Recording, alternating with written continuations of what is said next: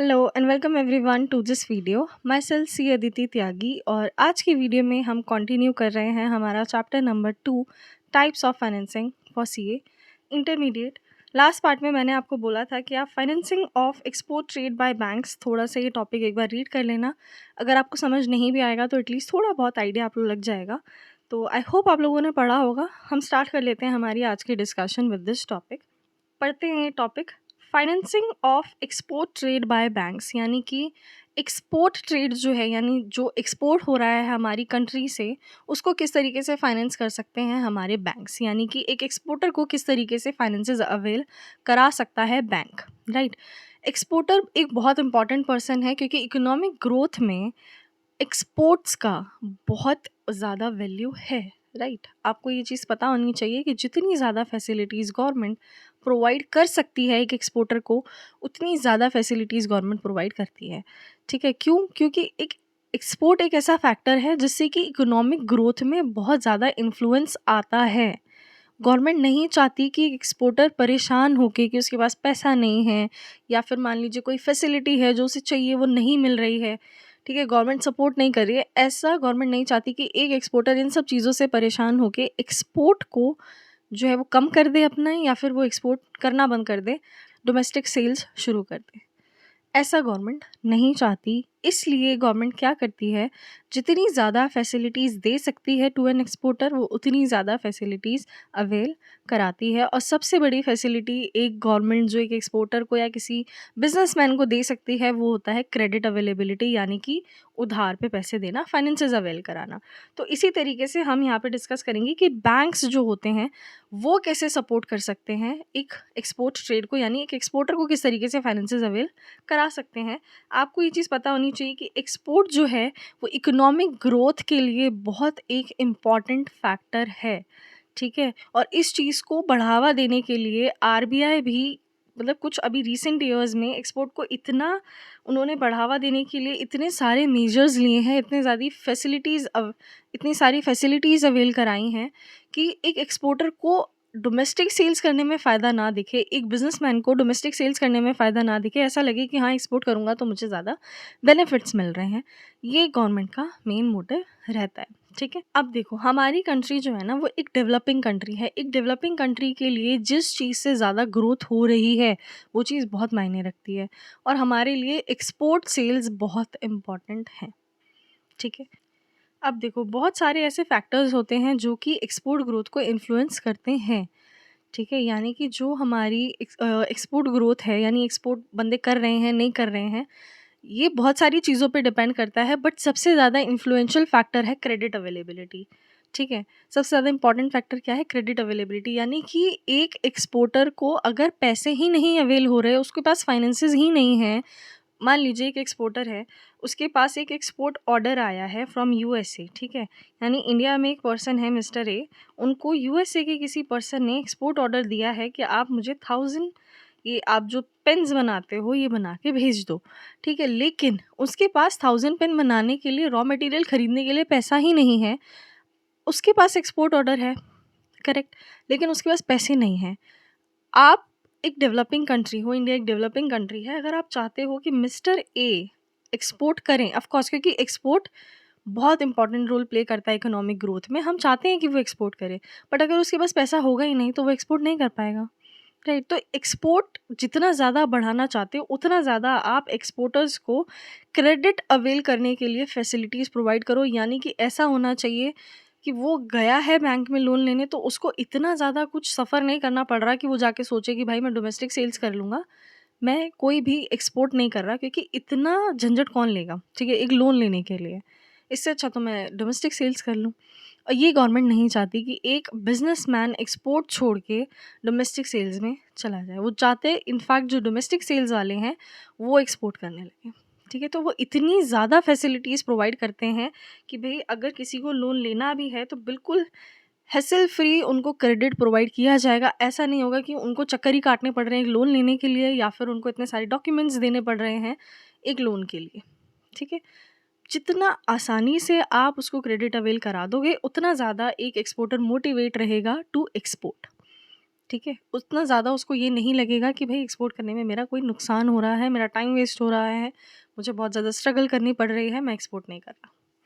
ठीक है, I hope आप लोगों को ये बात समझ में आ गई होगी। बेसिकली होता क्या है, एक्सपोर्ट ऑर्डर्स जो होते हैं ना, जैसे मैंने आपको अभी बताया कि मिस्टर ए के पास एक्सपोर्ट ऑर्डर था, ये एक्सपोर्ट ऑर्डर के बेस पे ही लोन्स मिल जाते हैं एक्सपोर्टर को कि हाँ ठीक है, आपके पास एक्सपोर्ट ऑर्डर है, आपसे उसने 1000 पेन्स मांगे हैं, आप ले लो वैसा, रॉ मटेरियल खरीदो, बनाओ 1000 पेन्स, भेज दो उसको।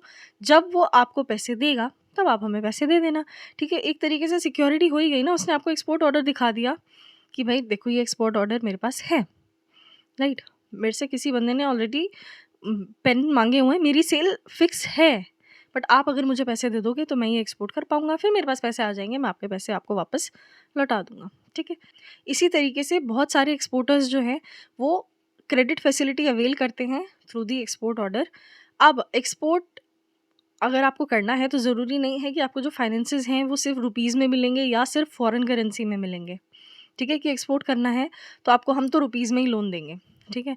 आपको फॉरेन करेंसी लोन नहीं मिलेगा, ऐसा नहीं है। आप चाहे तो रुपीज़ में लोन ले लीजिए या फिर फॉरेन करेंसी में लोन ले लीजिए, आपके ऊपर है। क्योंकि ऐसा भी हो सकता है कि एक एक्सपोर्टर है, उसको ये जो 1000 पेन्स बनाने हैं, उसके लिए इसको सिर्फ एक मशीनरी चाहिए जो कि इंडिया से ही खरीदना चाहता है। अच्छी बात है ना? हम तो चाहते भी नहीं ये इम्पोर्ट करें, ठीक है? अगर ये इम्पोर्ट करेंगे तो हमारे लिए तो जो डोमेस्टिक सेल्स है वो कम हो रही है, बाहर से आप लेके आ रहे हो क्या मशीनरी, और हमारे जो करेंसी का फ्लो है, फॉरेन करेंसी का जो फ्लो है वो आउटसाइड हो रहा है। हमें तो इनसाइड फ्लो चाहिए ना, आउटसाइड नहीं चाहिए। तो हमें तो ये चीज़ भी सपोर्ट करनी चाहिए कि हाँ वो एक्सपोर्ट तो करेगा बट मशीनरी कहाँ से खरीदेगा? इंडिया से। अब इंडिया से मशीनरी खरीदनी है तो डॉलर्स में अगर इसको लोन दे देंगे तो कोई फ़ायदा तो है नहीं, तो रुपीज़ लोन भी इसको मिलना चाहिए। इसके अलावा अगर ये ऐसा सोचता है कि भई ये जो 1000 पेन्स हैं, ये कुछ एक स्पेशल मटेरियल से बनते हैं, वो स्पेशल मटेरियल यहाँ नहीं मिलता, मेबी ऐसा है कि वो जर्मनी से इसको मंगाना पड़ेगा, तो भई इसको चाहिए कि हाँ, आप फ़ॉरेन करेंसी लोन इसको प्रोवाइड करो। जर्मनी में रुपीज़ चलेंगे नहीं, तो आप इसको फ़ॉरेन करेंसी लोन भी प्रोवाइड कर सकते हैं क्योंकि ये एक्सपोर्टर है, बहुत इंपॉर्टेंट पर्सन है। Again I am telling you, exporter को जितनी ज़्यादा फैसिलिटीज़ प्रोवाइड की जा सकती हैं, गवर्नमेंट उतनी ज़्यादा फैसिलिटीज़ प्रोवाइड करती है। ठीक है? चलिए, नेक्स्ट हमारी जो डिस्कशन है वो है अबाउट कि किस तरीके से रैशनलाइजेशन, लिबरलाइजेशन के थ्रू एक्सपोर्ट क्रेडिट जो है वो प्रोवाइड किया जाता है। जैसे कि इंटरेस्ट रेट्स जो हैं वो थोड़ा लीनिएंट रख दिए जाते हैं, थोड़े कम रखे जाते हैं फॉर दी एक्सपोर्टर, या फिर जो रीपेमेंट शेड्यूल होता है ना हमारा, या प्री पेमेंट है या रीपेमेंट है, वो उसको थोड़ा फ्लेक्सिबिलिटी के तरह से देखा जाता है कि भाई ठीक है, अगर आपको मान लीजिए 6 महीने बाद पैसे रिसीव होंगे फ्रॉम योर बायर, ठीक है, तो आप क्या कीजिए कि आप 6 महीने के बाद पैसे दे देना, कोई इश्यू नहीं है। या फिर ऐसा हो सकता है कि उसको 6 महीने बाद पैसे मिलने थे और उसने आपको एक्सपोर्ट ऑर्डर दिखाया था, उसने आपको बताया था कि हाँ देखो 6 महीने बाद मुझे पैसे मिल जाएँगे, बट कुछ ऐसा हुआ कि उसको 6 महीने बाद ना मिल के 8 महीने बाद पैसे मिले, तो आप एटलीस्ट उसको इतनी फ्लेक्सिबिलिटी तो प्रोवाइड करो कि भाई वो 8 महीने बाद पैसे दे सकता है, ठीक है? तो इस चीज़ में भी थोड़ी फ्लेक्सिबिलिटी रखो। इसके अलावा स्पेशल फाइनेंशियल पैकेज भी होते हैं फॉर लार्ज वैल्यू एक्सपोर्टर्स, यानी आप बहुत ज़्यादा वैल्यू में एक्सपोर्ट कर रहे हो तो उनको कुछ स्पेशल फाइनेंसेस जो हैं वो प्रोवाइड किए जाते हैं। Export finances for agricultural exports, आप कुछ कर रहे हो उसके लिए भी आपको सपोर्ट दिया जाएगा।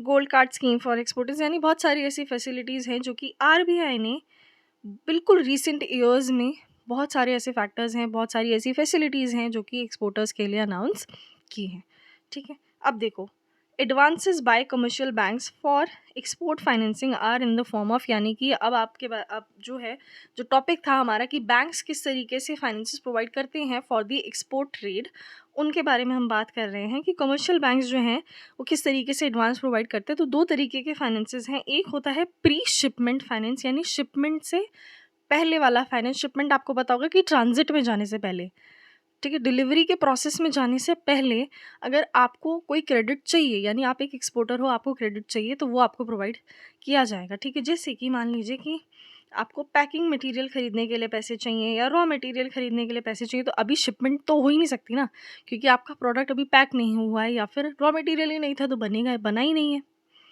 ठीक है? तो उससे पहले अगर आपको फाइनेंसेस चाहिए वो भी मिलेंगे, लेकिन अगर आपका प्रोडक्ट पोस्ट शिपमेंट में है, यानी कि आप शिप कर चुके हो, इन ट्रांजिट है, आपका जो प्रोडक्ट है वो इन ट्रांजिट है, आप एक्सपोर्ट कर चुके हैं, मतलब इन ट्रांजिट है, एक्सपोर्ट हो चुका है एक तरीके से, तो वो भी क्रेडिट आपको प्रोवाइड किया जा सकता है, ठीक है, यानी पोस्ट शिपमेंट भी क्रेडिट मिलता है, प्री शिपमेंट भी क्रेडिट आपको मिलता है। बात कर लेते हैं प्री शिपमेंट फाइनेंस की। This generally takes the form of packing credit facility, यानी कि आपने अगर गुड्स पैक कर दी, यानी आपके गुड्स बन भी चुके हैं, ठीक है, सब कुछ हो चुका है, अब इसके बाद तो वो ट्रांजिट में ही जाएंगे, ठीक है, अब भेजे ही जाएंगे गुड्स, राइट। तो उससे पहले के लिए, यानी पैकिंग तक की, अगर आपको पैकिंग तक के लिए फाइनेंसेस चाहिए, यानी जितना सारे प्रोसेसेस थे टिल पैकेजिंग, ठीक है, पैकेजिंग इंक्लूडेड, और तब तक के लिए किसी भी चीज़ के लिए आपको पैसे चाहिए, that is pre shipment finance, वो आपको अवेल करा दिया जाता है। बेसिकली लिखा क्या है, packing credit is an advance extended by banks to an exporter for the purpose of buying, manufacturing, processing. मैंने बता दिया आपको ऑलरेडी, पैकिंग तक के लिए जितने सारे खर्चे हैं उनमें से किसी भी चीज़ के लिए अगर आपको फाइनेंस चाहिए, उसको हम बोलेंगे प्री शिपमेंट फाइनेंस, और वो भी बैंक्स आपको प्रोवाइड करते हैं। इसके अलावा जिस भी एक्सपोर्टर के पास एक्सपोर्ट ऑर्डर है, उसको ये फाइनेंसेस इजीली प्रोवाइड कर देता है बैंक। जैसे मैंने आपको बता दिया था, मिस्टर ए के पास एक्सपोर्ट ऑर्डर था फ्रॉम यूएसए, तो इनको इस एक्सपोर्ट ऑर्डर के बेस पे मिल जाएगा क्या, प्री शिपमेंट क्रेडिट। चलिए बात कर लेते हैं, having at hand a firm export order placed with him by his foreign buyer, या फिर एक irrevocable letter of credit opened in his favor, can approach a bank for availing a packing credit in advance. So taken by an exporter is required to be liquidated within 180 days, यानी कि आपको time period बता दिया कि 180 days के अंदर अंदर आपको ये वापस करने पड़ेंगे पैसे जो आपने प्री शिपमेंट वाले लिए हैं एक एक्सपोर्ट ऑर्डर के बेस पे। होता क्या है, देखो आपके पास एक्सपोर्ट ऑर्डर है, आपने उन्हें दिखा दिया कि भाई देखो इस बंदे ने मुझे दिया हुआ है ऑर्डर, ठीक है, इसलिए मैं आया हूँ रॉ मटेरियल खरीदने के लिए आपसे, फाइनेंस अवेल कराने के लिए, ठीक है, तो आप मुझे पैसे दे दो। अब बैंक आपको पैसे दे देगा, राइट, बैंक आपको पैसे दे देगा क्योंकि आपने उसे एक्सपोर्ट ऑर्डर दिखाया है। या फिर आप ऐसा कर सकते हो कि देखो letter of credit, I just hope आपको पता हो, बट मैं एक बार फिर भी बता देती हूँ। लेटर ऑफ क्रेडिट क्या होता है, लेटर ऑफ क्रेडिट एक तरीके से गारंटी होती है जो कि बैंक देगा किसको, मान लीजिए अगर फॉरेन करेंसी, मतलब सॉरी, मान लीजिए जैसे एक फॉरेन बायर है, तो वो अपने बैंक में गया होगा, उसने क्या बोला होगा कि मुझे इंपोर्ट करना है फ्रॉम इंडिया, राइट। ये जो यूएसए वाला पर्सन था जिसने मिस्टर ए को एक्सपोर्ट ऑर्डर दिया था, तो ये जो एक्सपोर्ट ऑर्डर उन्होंने दिया, वो क्या करेंगे, वो यूएसए में किसी बैंक में जाएंगे और वो बोलेंगे देखो मैं तुम्हारे यहाँ ही रहता हूँ, ठीक है, मुझे करना है इंपोर्ट। अब वो जो मिस्टर ए हैं वो रहते हैं इंडिया में, अब उन्हें भरोसा नहीं हो रहा कि मैं, जब वो मुझे 1000 पेन्स भेज देंगे तो मैं उन्हें पैसे दे दूंगा, उन्हें भरोसा नहीं हो रहा। तो आप एक काम करो, क्योंकि मैं तो यहीं रहता हूँ, ठीक है, मेरा अकाउंट है आपके बैंक में, आपको पता है मैं पैसे दे सकता हूँ, क्रेडिट मेरी इतनी क्रेडिट रेटिंग है कि मैं जो उधार अगर ले भी रहा हूँ, पहले एडवांस में गुड्स मंगा रहा हूँ, फिर उसको बाद में पैसे दूंगा, तो ये जो क्रेडिट मैं अवेल कर भी रहा हूँ, मैं इसके पैसे दे सकता हूँ, ठीक है, आपको पता है मेरी क्रेडिट रेटिंग इतनी अच्छी है, ठीक है। तो बैंक को पता है ना ये बात, तो वो क्या करेगा, अपने बैंक को जाके बोलेगा कि आप एक काम करो, आप एक लेटर ऑफ क्रेडिट दे दो मिस्टर ए को, ठीक है, जिसमें कि साफ साफ लिख दो कि अगर मैं पैसे नहीं दूंगा तो रिकवर करके आप मिस्टर ए को पैसे दे दोगे। यानी बैंक पे तो एटलीस्ट भरोसा किया जा सकता है ना, कि बैंक तो नहीं धोखा करेगा, बैंक तो नहीं रख लेगा ना मिस्टर ए के पैसे।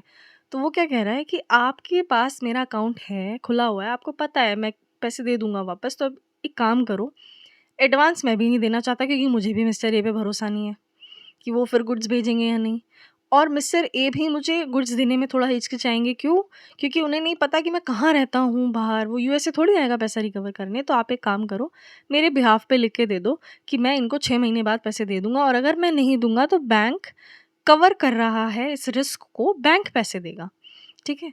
तो जब इतनी श्योरिटी दे ही रहे हैं लेटर ऑफ क्रेडिट में, तो ये लेटर ऑफ क्रेडिट को भी वो एज अ डॉक्यूमेंट दिखा सकता है mister A in the bank कि देखो मेरे पास लेटर ऑफ क्रेडिट है जिसमें लिखा हुआ है कि मुझे 6 महीने बाद पैसे मिल ही जाएंगे। अब चाहे तो वो फॉरेन बायर मुझे पैसे देगा, ठीक है, या फिर बैंक मुझे पैसे देगा, ठीक है। इस बेस पे भी क्रेडिट अवेल कराया जा सकता है, ठीक है। आई होप आप लोगों को समझ में आ गया होगा।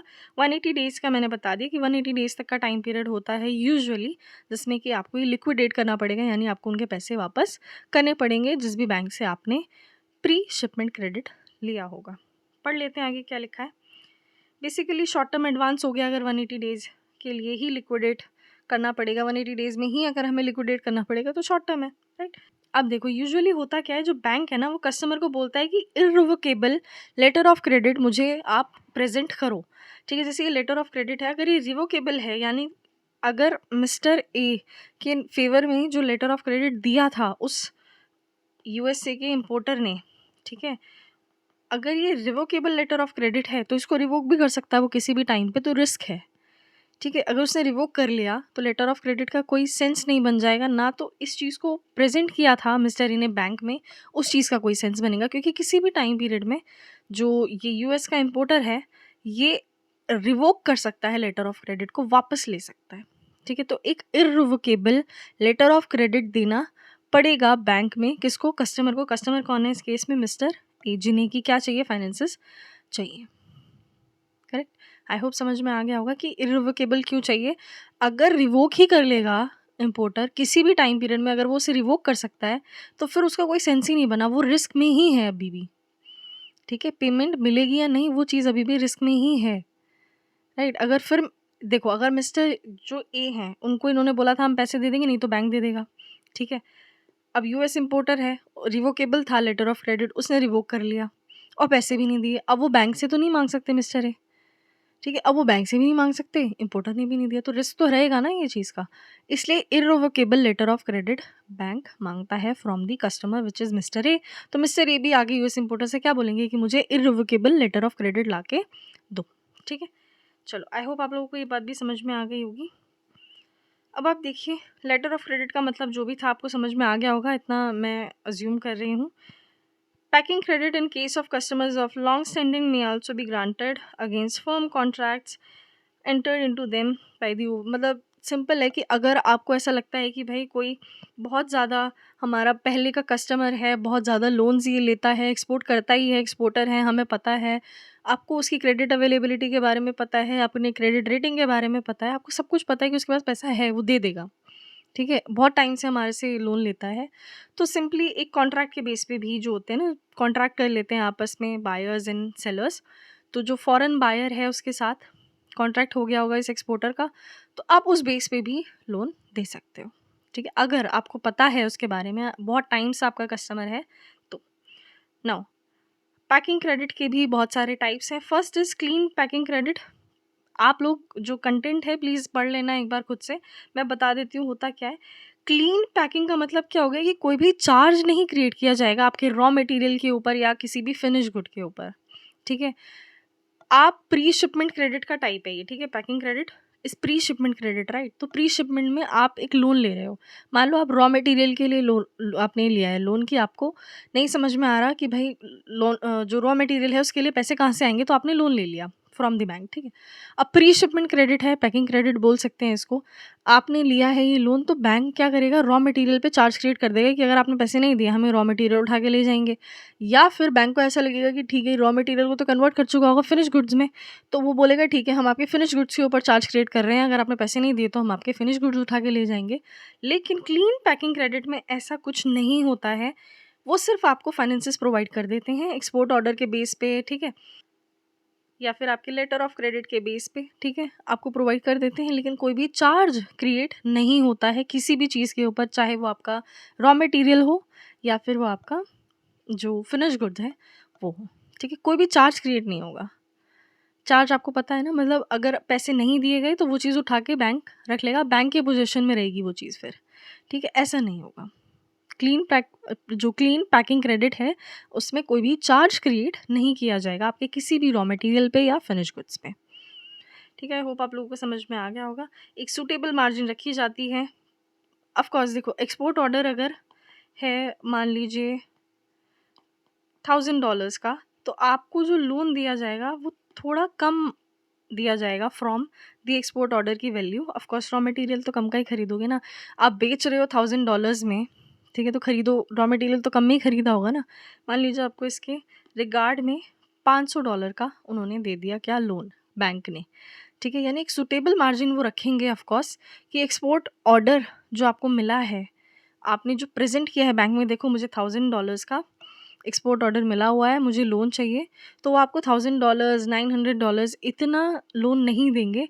वो आपको एक अच्छी खासी मार्जिन रखने के बाद लोन देंगे, क्योंकि ऑफ कोर्स वो कोई चार्ज क्रिएट नहीं कर रहे हैं आपके किसी भी रॉ मटेरियल पे या फिनिश गुड्स पे। ठीक है? तो उनको भी थोड़ा तो सिक्योरिटी रखनी है ना, तो वो सिक्योरिटी कैसे रखेंगे, थोड़ी-सी मार्जिन ज़्यादा अच्छे से रखेंगे, अच्छी मार्जिन रखेंगे सो दैट उनको चांस ये ना रह जाए। देखो एक्सपोर्ट ऑर्डर अगर $1000 का है तो रिकवरी एटलीस्ट आपको $800-700 की तो हो जाएगी। ऐसा मान के वो एक सूटेबल मार्जिन रख के आपको लोन दे देंगे, ठीक। ऑल्सो क्योंकि बैंक कोई भी चार्ज क्रिएट नहीं कर रहा, तो कुछ तो उसको एज़ अ सिक्योरिटी चाहिए ना, तो वो आपको बोलेगा जो ईसीजीसी है यानी कि एक्सपोर्ट क्रेडिट गारंटी कॉर्पोरेशन है, एक तरीके से इंश्योरेंस कवर होता है, जो कि बैंक को प्रोवाइड कर देगा। कौन? ये ईसीजीसी जो कॉर्पोरेशन है क्या करते हैं, इंश्योरेंस कवर प्रोवाइड कर देती है कि ठीक है, अगर इस पर्सन को जो आपसे लोन लेने आया है, आप इसको क्लीन क्रेडिट दे दो। आप इसको जो इसके रॉ मटेरियल हैं या फिनिश गुड्स हैं, उस पे कोई भी चार्ज क्रिएट मत करो। अगर पैसे नहीं दिए गए, इसको अगर पैसे नहीं मिले एक्सपोर्ट वाले, आपको मिल जाएँगे, मैं दे दूँगा। तो बेसिकली इंश्योरेंस कवर है ये। ये भी गारंटी जो है वो बैंक माँग सकता है फ्रॉम द एक्सपोर्टर जिसको कि वो क्लीन क्रेडिट दे रहा है। ठीक है, इंश्योरेंस कवर ही तो है। सिक्योरिटी एक गारंटर तो चाहिए ना उसको कि पैसे वापस मिल जाएँगे, ना आप उसको चार्ज क्रिएट करने दे रहे हो। ठीक है, एक्सपोर्ट ऑर्डर आपने उसको दिखाया है, एक्सपोर्ट ऑर्डर का क्या भरोसा? मेबी आप ऐसे ही किसी से एक्सपोर्ट ऑर्डर ले लिया हो, आपका रिलेटिव ही हो बाहर, जानकार हो, या ऐसे ही आप किसी के साथ मिलके झमेला कर रहे हो कुछ, राइट? तो इसलिए एक गारंटर का होना ज़रूरी है, और वो गारंटर कौन हो सकता है? ECGC, export credit guarantee corporation.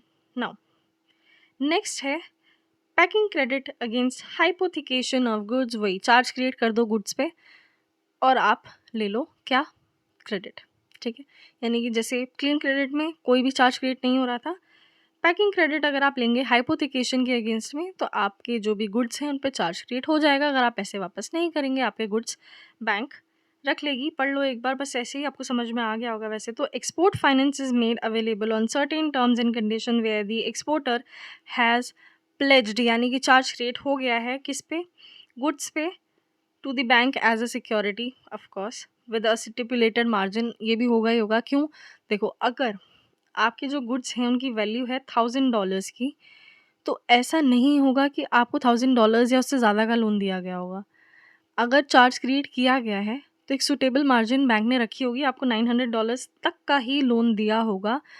क्योंकि ऐसा हो सकता है कि बाद में अगर वो आपके गुड्स बेचने निकला, आपने पैसे नहीं दिए, आपने डिफ़ॉल्ट कर दिया और वो आपके गुड्स बेचने निकला बैंक, तो मेबी उसको $1000 रिकवर ना हो रहे हों। ठीक है, तो वो इतना लोन नहीं देगा, थोड़ी-सी मार्जिन रखेगा, कम ही लोन देगा। जितने गुड्स प्लेज किए होंगे उससे थोड़ा कम लोन आपको दिया जाएगा। At the time of utilising the advance, the exporter is required to submit along with the firm export order, या फिर जो भी चीज़ें हैं, सारी चीज़ें आपको प्रोवाइड करनी पड़ेंगी। जैसे-जैसे आपको लोन तो दे देंगे वो। देखो, मान लीजिए आपके पास गुड्स हैं, आपके पास अभी एक्सपोर्ट ऑर्डर नहीं था, आपको फाइनेंसेस चाहिए थे और ज़्यादा गुड्स प्रोड्यूस करने के लिए, आपके पास एक्सपोर्ट ऑर्डर नहीं था, कोई लेटर ऑफ क्रेडिट नहीं था। सिंपली आप गए, गुड्स पे चार्ज क्रिएट करके बैंक ने आपको फाइनेंसेस प्रोवाइड कर दिए, बट आपको जब वो फाइनेंसेस यूटिलाइज़ करने हैं तो आपको एक्सपोर्ट ऑर्डर दिखाना पड़ेगा, लेटर ऑफ क्रेडिट दिखाना पड़ेगा। ठीक है, ऐसा नहीं है कि बैंक के पास अगर गुड्स पड़े हैं तो वो सोचेगा कि करने दो इसको, पैसे का जो भी कर रहा है, इसके गुड्स से रिकवर कर लेंगे। आपको बिल्कुल, मतलब जैसे एक्सपोर्ट ऑर्डर है, अगर आपको पैसे यूटिलाइज़ करने हैं ना वो, तो आपको एक्सपोर्ट ऑर्डर दिखाना पड़ेगा, ठीक है? वरना वो तो पूछ लेगा ना कि एक्सपोर्ट आप कर नहीं रहे, एक्सपोर्ट के नाम पे आपने फाइनेंसेस लिए हुए हैं, एक्सपोर्ट ऑर्डर आपके पास है नहीं, तो पैसे क्यों यूटिलाइज़ कर रहे हो? राइट, आई होप आप लोगों को समझ में आ गया होगा। नेक्स्ट है packing credit against pledge of goods. Again, export finance is made available on certain terms where the exportable finished goods को प्लेज किया जाएगा। यहाँ पे क्या था कि आपके जो गुड्स हैं उनको, उन पे चार्ज क्रिएट हो गया है, ठीक है, लेकिन यूटिलाइज़ करने के लिए आपको जो भी फाइनेंसेस प्रोवाइड किए हैं उनको यूटिलाइज़ करने के लिए आपको export order, letter of credit दिखाना पड़ेगा। यहाँ पे क्या है, ये तो हाइपोथिकेशन है, सिर्फ चार्ज क्रिएट हो रहा है। यहाँ पे आप प्लेज कर रहे हो गुड्स को, यानी बैंक के पास ही पड़े हुए हैं आपके गुड्स अब। ठीक है, आपके गुड्स बैंक के पास हैं और एक क्लियरिंग एजेंट होगा। क्लियरिंग एजेंट आपको पता होगा, जो एक्सपोर्ट कराते हैं ना, जो क्लियरिंग हाउसेस होते हैं जहाँ से आप शिपमेंट करते हो अपने गुड्स की। ठीक है, ज़्यादा इन डेप्थ नहीं डिस्कस करते, बट स्टिल आप समझ लो कि क्लियरिंग एजेंट होता है जो कि गुड्स को एक्सपोर्ट करने में हेल्प करता है, इन ट्रांजिट कर देता है एटलीस्ट, मतलब डिलीवर कर देता है बाहर, तो शिपमेंट में डाल देगा, क्लियरिंग एजेंट होता है वो। बैंक के पास आपके गुड्स रहेंगे, आपने प्लेज कर दिए हैं अपने गुड्स, आपने फाइनेंसेस ले लिए हैं, आपने अपने गुड्स प्लेज कर दिए हैं, फिनिश गुड्स प्लेज कर दिए हैं। एक क्लियरिंग एजेंट होगा बैंक के पास जो कि टाइम टू टाइम, जैसे-जैसे एक्सपोर्टर बोलेगा कि एक एक्सपोर्ट ऑर्डर आया है मेरे पास, इसको ये गुड्स भेज दो, अब वो फिर भेज देगा। यानी अभी भी काम एक्सपोर्ट ऑर्डर के बेस पे ही हो रहा होगा, ठीक है? आपको बैंक फिनिश गुड्स यूज़ कब करने दे रहा है? जब आप शिपमेंट कर रहे हो, वो तब यूज़ करने दे रहा है क्योंकि आपके पास एक्सपोर्ट ऑर्डर है। बट ऊपर वाले केस में हो क्या रहा था, सिर्फ़ चार्ज क्रिएट किया था उन्होंने, आपको अगर पैसे यूटिलाइज़ करने थे तो आप एक्सपोर्ट ऑर्डर दिखा रहे थे। व्हेयरएज़ जहाँ पे आप प्लेज कर रहे हो गुड्स को, जहाँ पे आप प्लेज कर रहे हो गुड्स को, तो बैंक के पास ही गुड्स होंगे। एक बैंक में क्लियरिंग एजेंट होगा जो कि एक्सपोर्टर की इंस्ट्रक्शंस पे टाइम टू टाइम गुड्स को एक्सपोर्ट करता रहेगा। The position of the goods so pledge lies with the bank and is kept under its lock and key, यानी कि गुड्स आपके बैंक के पास ही रहेंगे। Next there is ECGC guarantee, जो कि मैंने आपको अभी बता दिया कि अगर एक एक्सपोर्टर है, उसको लोन अवेल करना है या किसी भी चीज़ के लिए, चाहे तो उसको परचेज़ करना है रॉ मटेरियल या कुछ मैन्युफैक्चरिंग के लिए चाहिए, प्रोसेसिंग के लिए चाहिए, पैकिंग के लिए चाहिए, तो बेसिकली होता क्या है, पैकिंग क्रेडिट गारंटी उनको प्रोवाइड करता है ईसीजीसी जो कॉर्पोरेशन है, वो बेसिकली एक इंश्योरेंस कवर प्रोवाइड कर देता है बैंक को कि भई आप इसको दे दो पैसे, ठीक है? मैं हूँ इसका गारंटर, आप इसको पैसे दे दो। तो ये होता है ECGC guarantee. Then there is forward exchange contract. Forward exchange contract क्या है, वो आप एएफएम में फाइनल में बहुत अच्छे से पढ़ेंगे। यहाँ पे शॉर्ट में एक बार बता देती हूँ होता क्या है। फॉरवर्ड एक्सचेंज एक बार पहले पढ़ लेते हैं। Another requirement of packing credit facility is that if the export bill is to be drawn in foreign currency, the exporter should enter into forward exchange contract. यानी कि देखो होता क्या है, मान लीजिए जो एक्सपोर्ट बिल है, ठीक है, जो एक्सपोर्ट बिल था वो था $1000 का, ठीक है? अब इसने जो फाइनेंसेस लिए हुए हैं वो लिए हैं इंडिया से, मान लीजिए रुपीज़ में लिए हैं इसने, ठीक है? इसने यहाँ पे 1,00,000 का लोन लिया हुआ है, राइट? या मान लो ये 10,000 का एक्सपोर्ट बिल था, यहाँ पे इसने 1,00,000 का लोन लिया हुआ है इंडिया में, इंडियन रुपीज़ में। पॉइंट क्या है, एक्सपोर्ट बिल है 10,000 का, इसको ये पैसे रिसीव हो जाएंगे, मिस्टर ए को ये पैसे रिसीव हो जाएंगे कब? 6 महीने के बाद, ठीक है? इसने यही एक्सपोर्ट बिल दिखाया होगा इस इंडियन बैंक में, तभी इसको क्या मिला होगा, फाइनेंस मिले होंगे, ठीक है? पैसे तो इसको तभी दिए होंगे ना जब इसने एक्सपोर्ट बिल दिखाया होगा। अब क्या है, आपने यानी कि बैंक ने इस पर्सन पे भरोसा क्यों किया, क्योंकि एक्सपोर्ट बिल था $10,000 का, आपने उसी हिसाब से इसको 1,00,000 का लोन दिया होगा, ठीक है? आपने क्या किया, क्योंकि $10,000 का इसके पास एक्सपोर्ट बिल था, आपको पता है कि इसके पास 6 महीने बाद $10,000 आएंगे, इसलिए आपने इसको 1,00,000 का लोन दिया था। बट क्योंकि ये पैसे इसे आज रिसीव नहीं होंगे, ये $10,000 इसे आज रिसीव नहीं हो रहे, मान लो आज का तो रेट आपको पता ही होगा ना कि $1 जो है वो ₹90 के इक्वल है, ठीक है?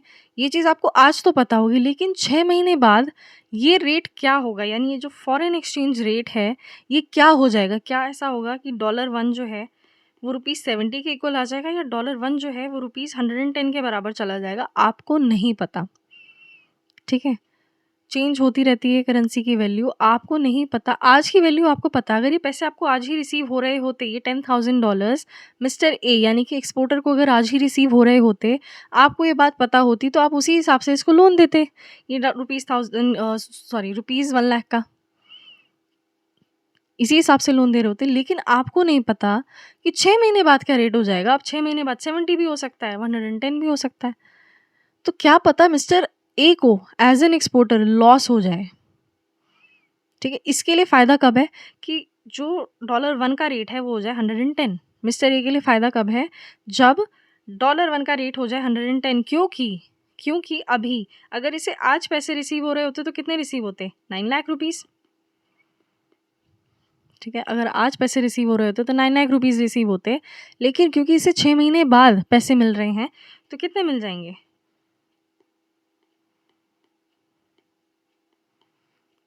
11 लाख रुपए, ठीक है? यानी इसके लिए बेनिफिट कब है? अगर देखो 70 का रेट हो गया तो 7 लाख रुपीज़ ही रिसीव होंगे, यानी मिस्टर ए को क्या हो जाएगा? लॉस हो जाएगा। बैंक ने क्या सोच के दिया था? 9 लाख रुपीज़ इसको एटलीस्ट रिसीव होंगे ही होंगे। ये सोच के बैंक ने इसको 1 लाख रुपए दिए होंगे, बट मान लो ऐसा नहीं हुआ, इसको 11 लाख रुपए ही रिसीव हो रहे हैं, या फिर मान लीजिए कि जो लोन था वो था सम अबाउट 8 लाख रुपीज़ का, ठीक है?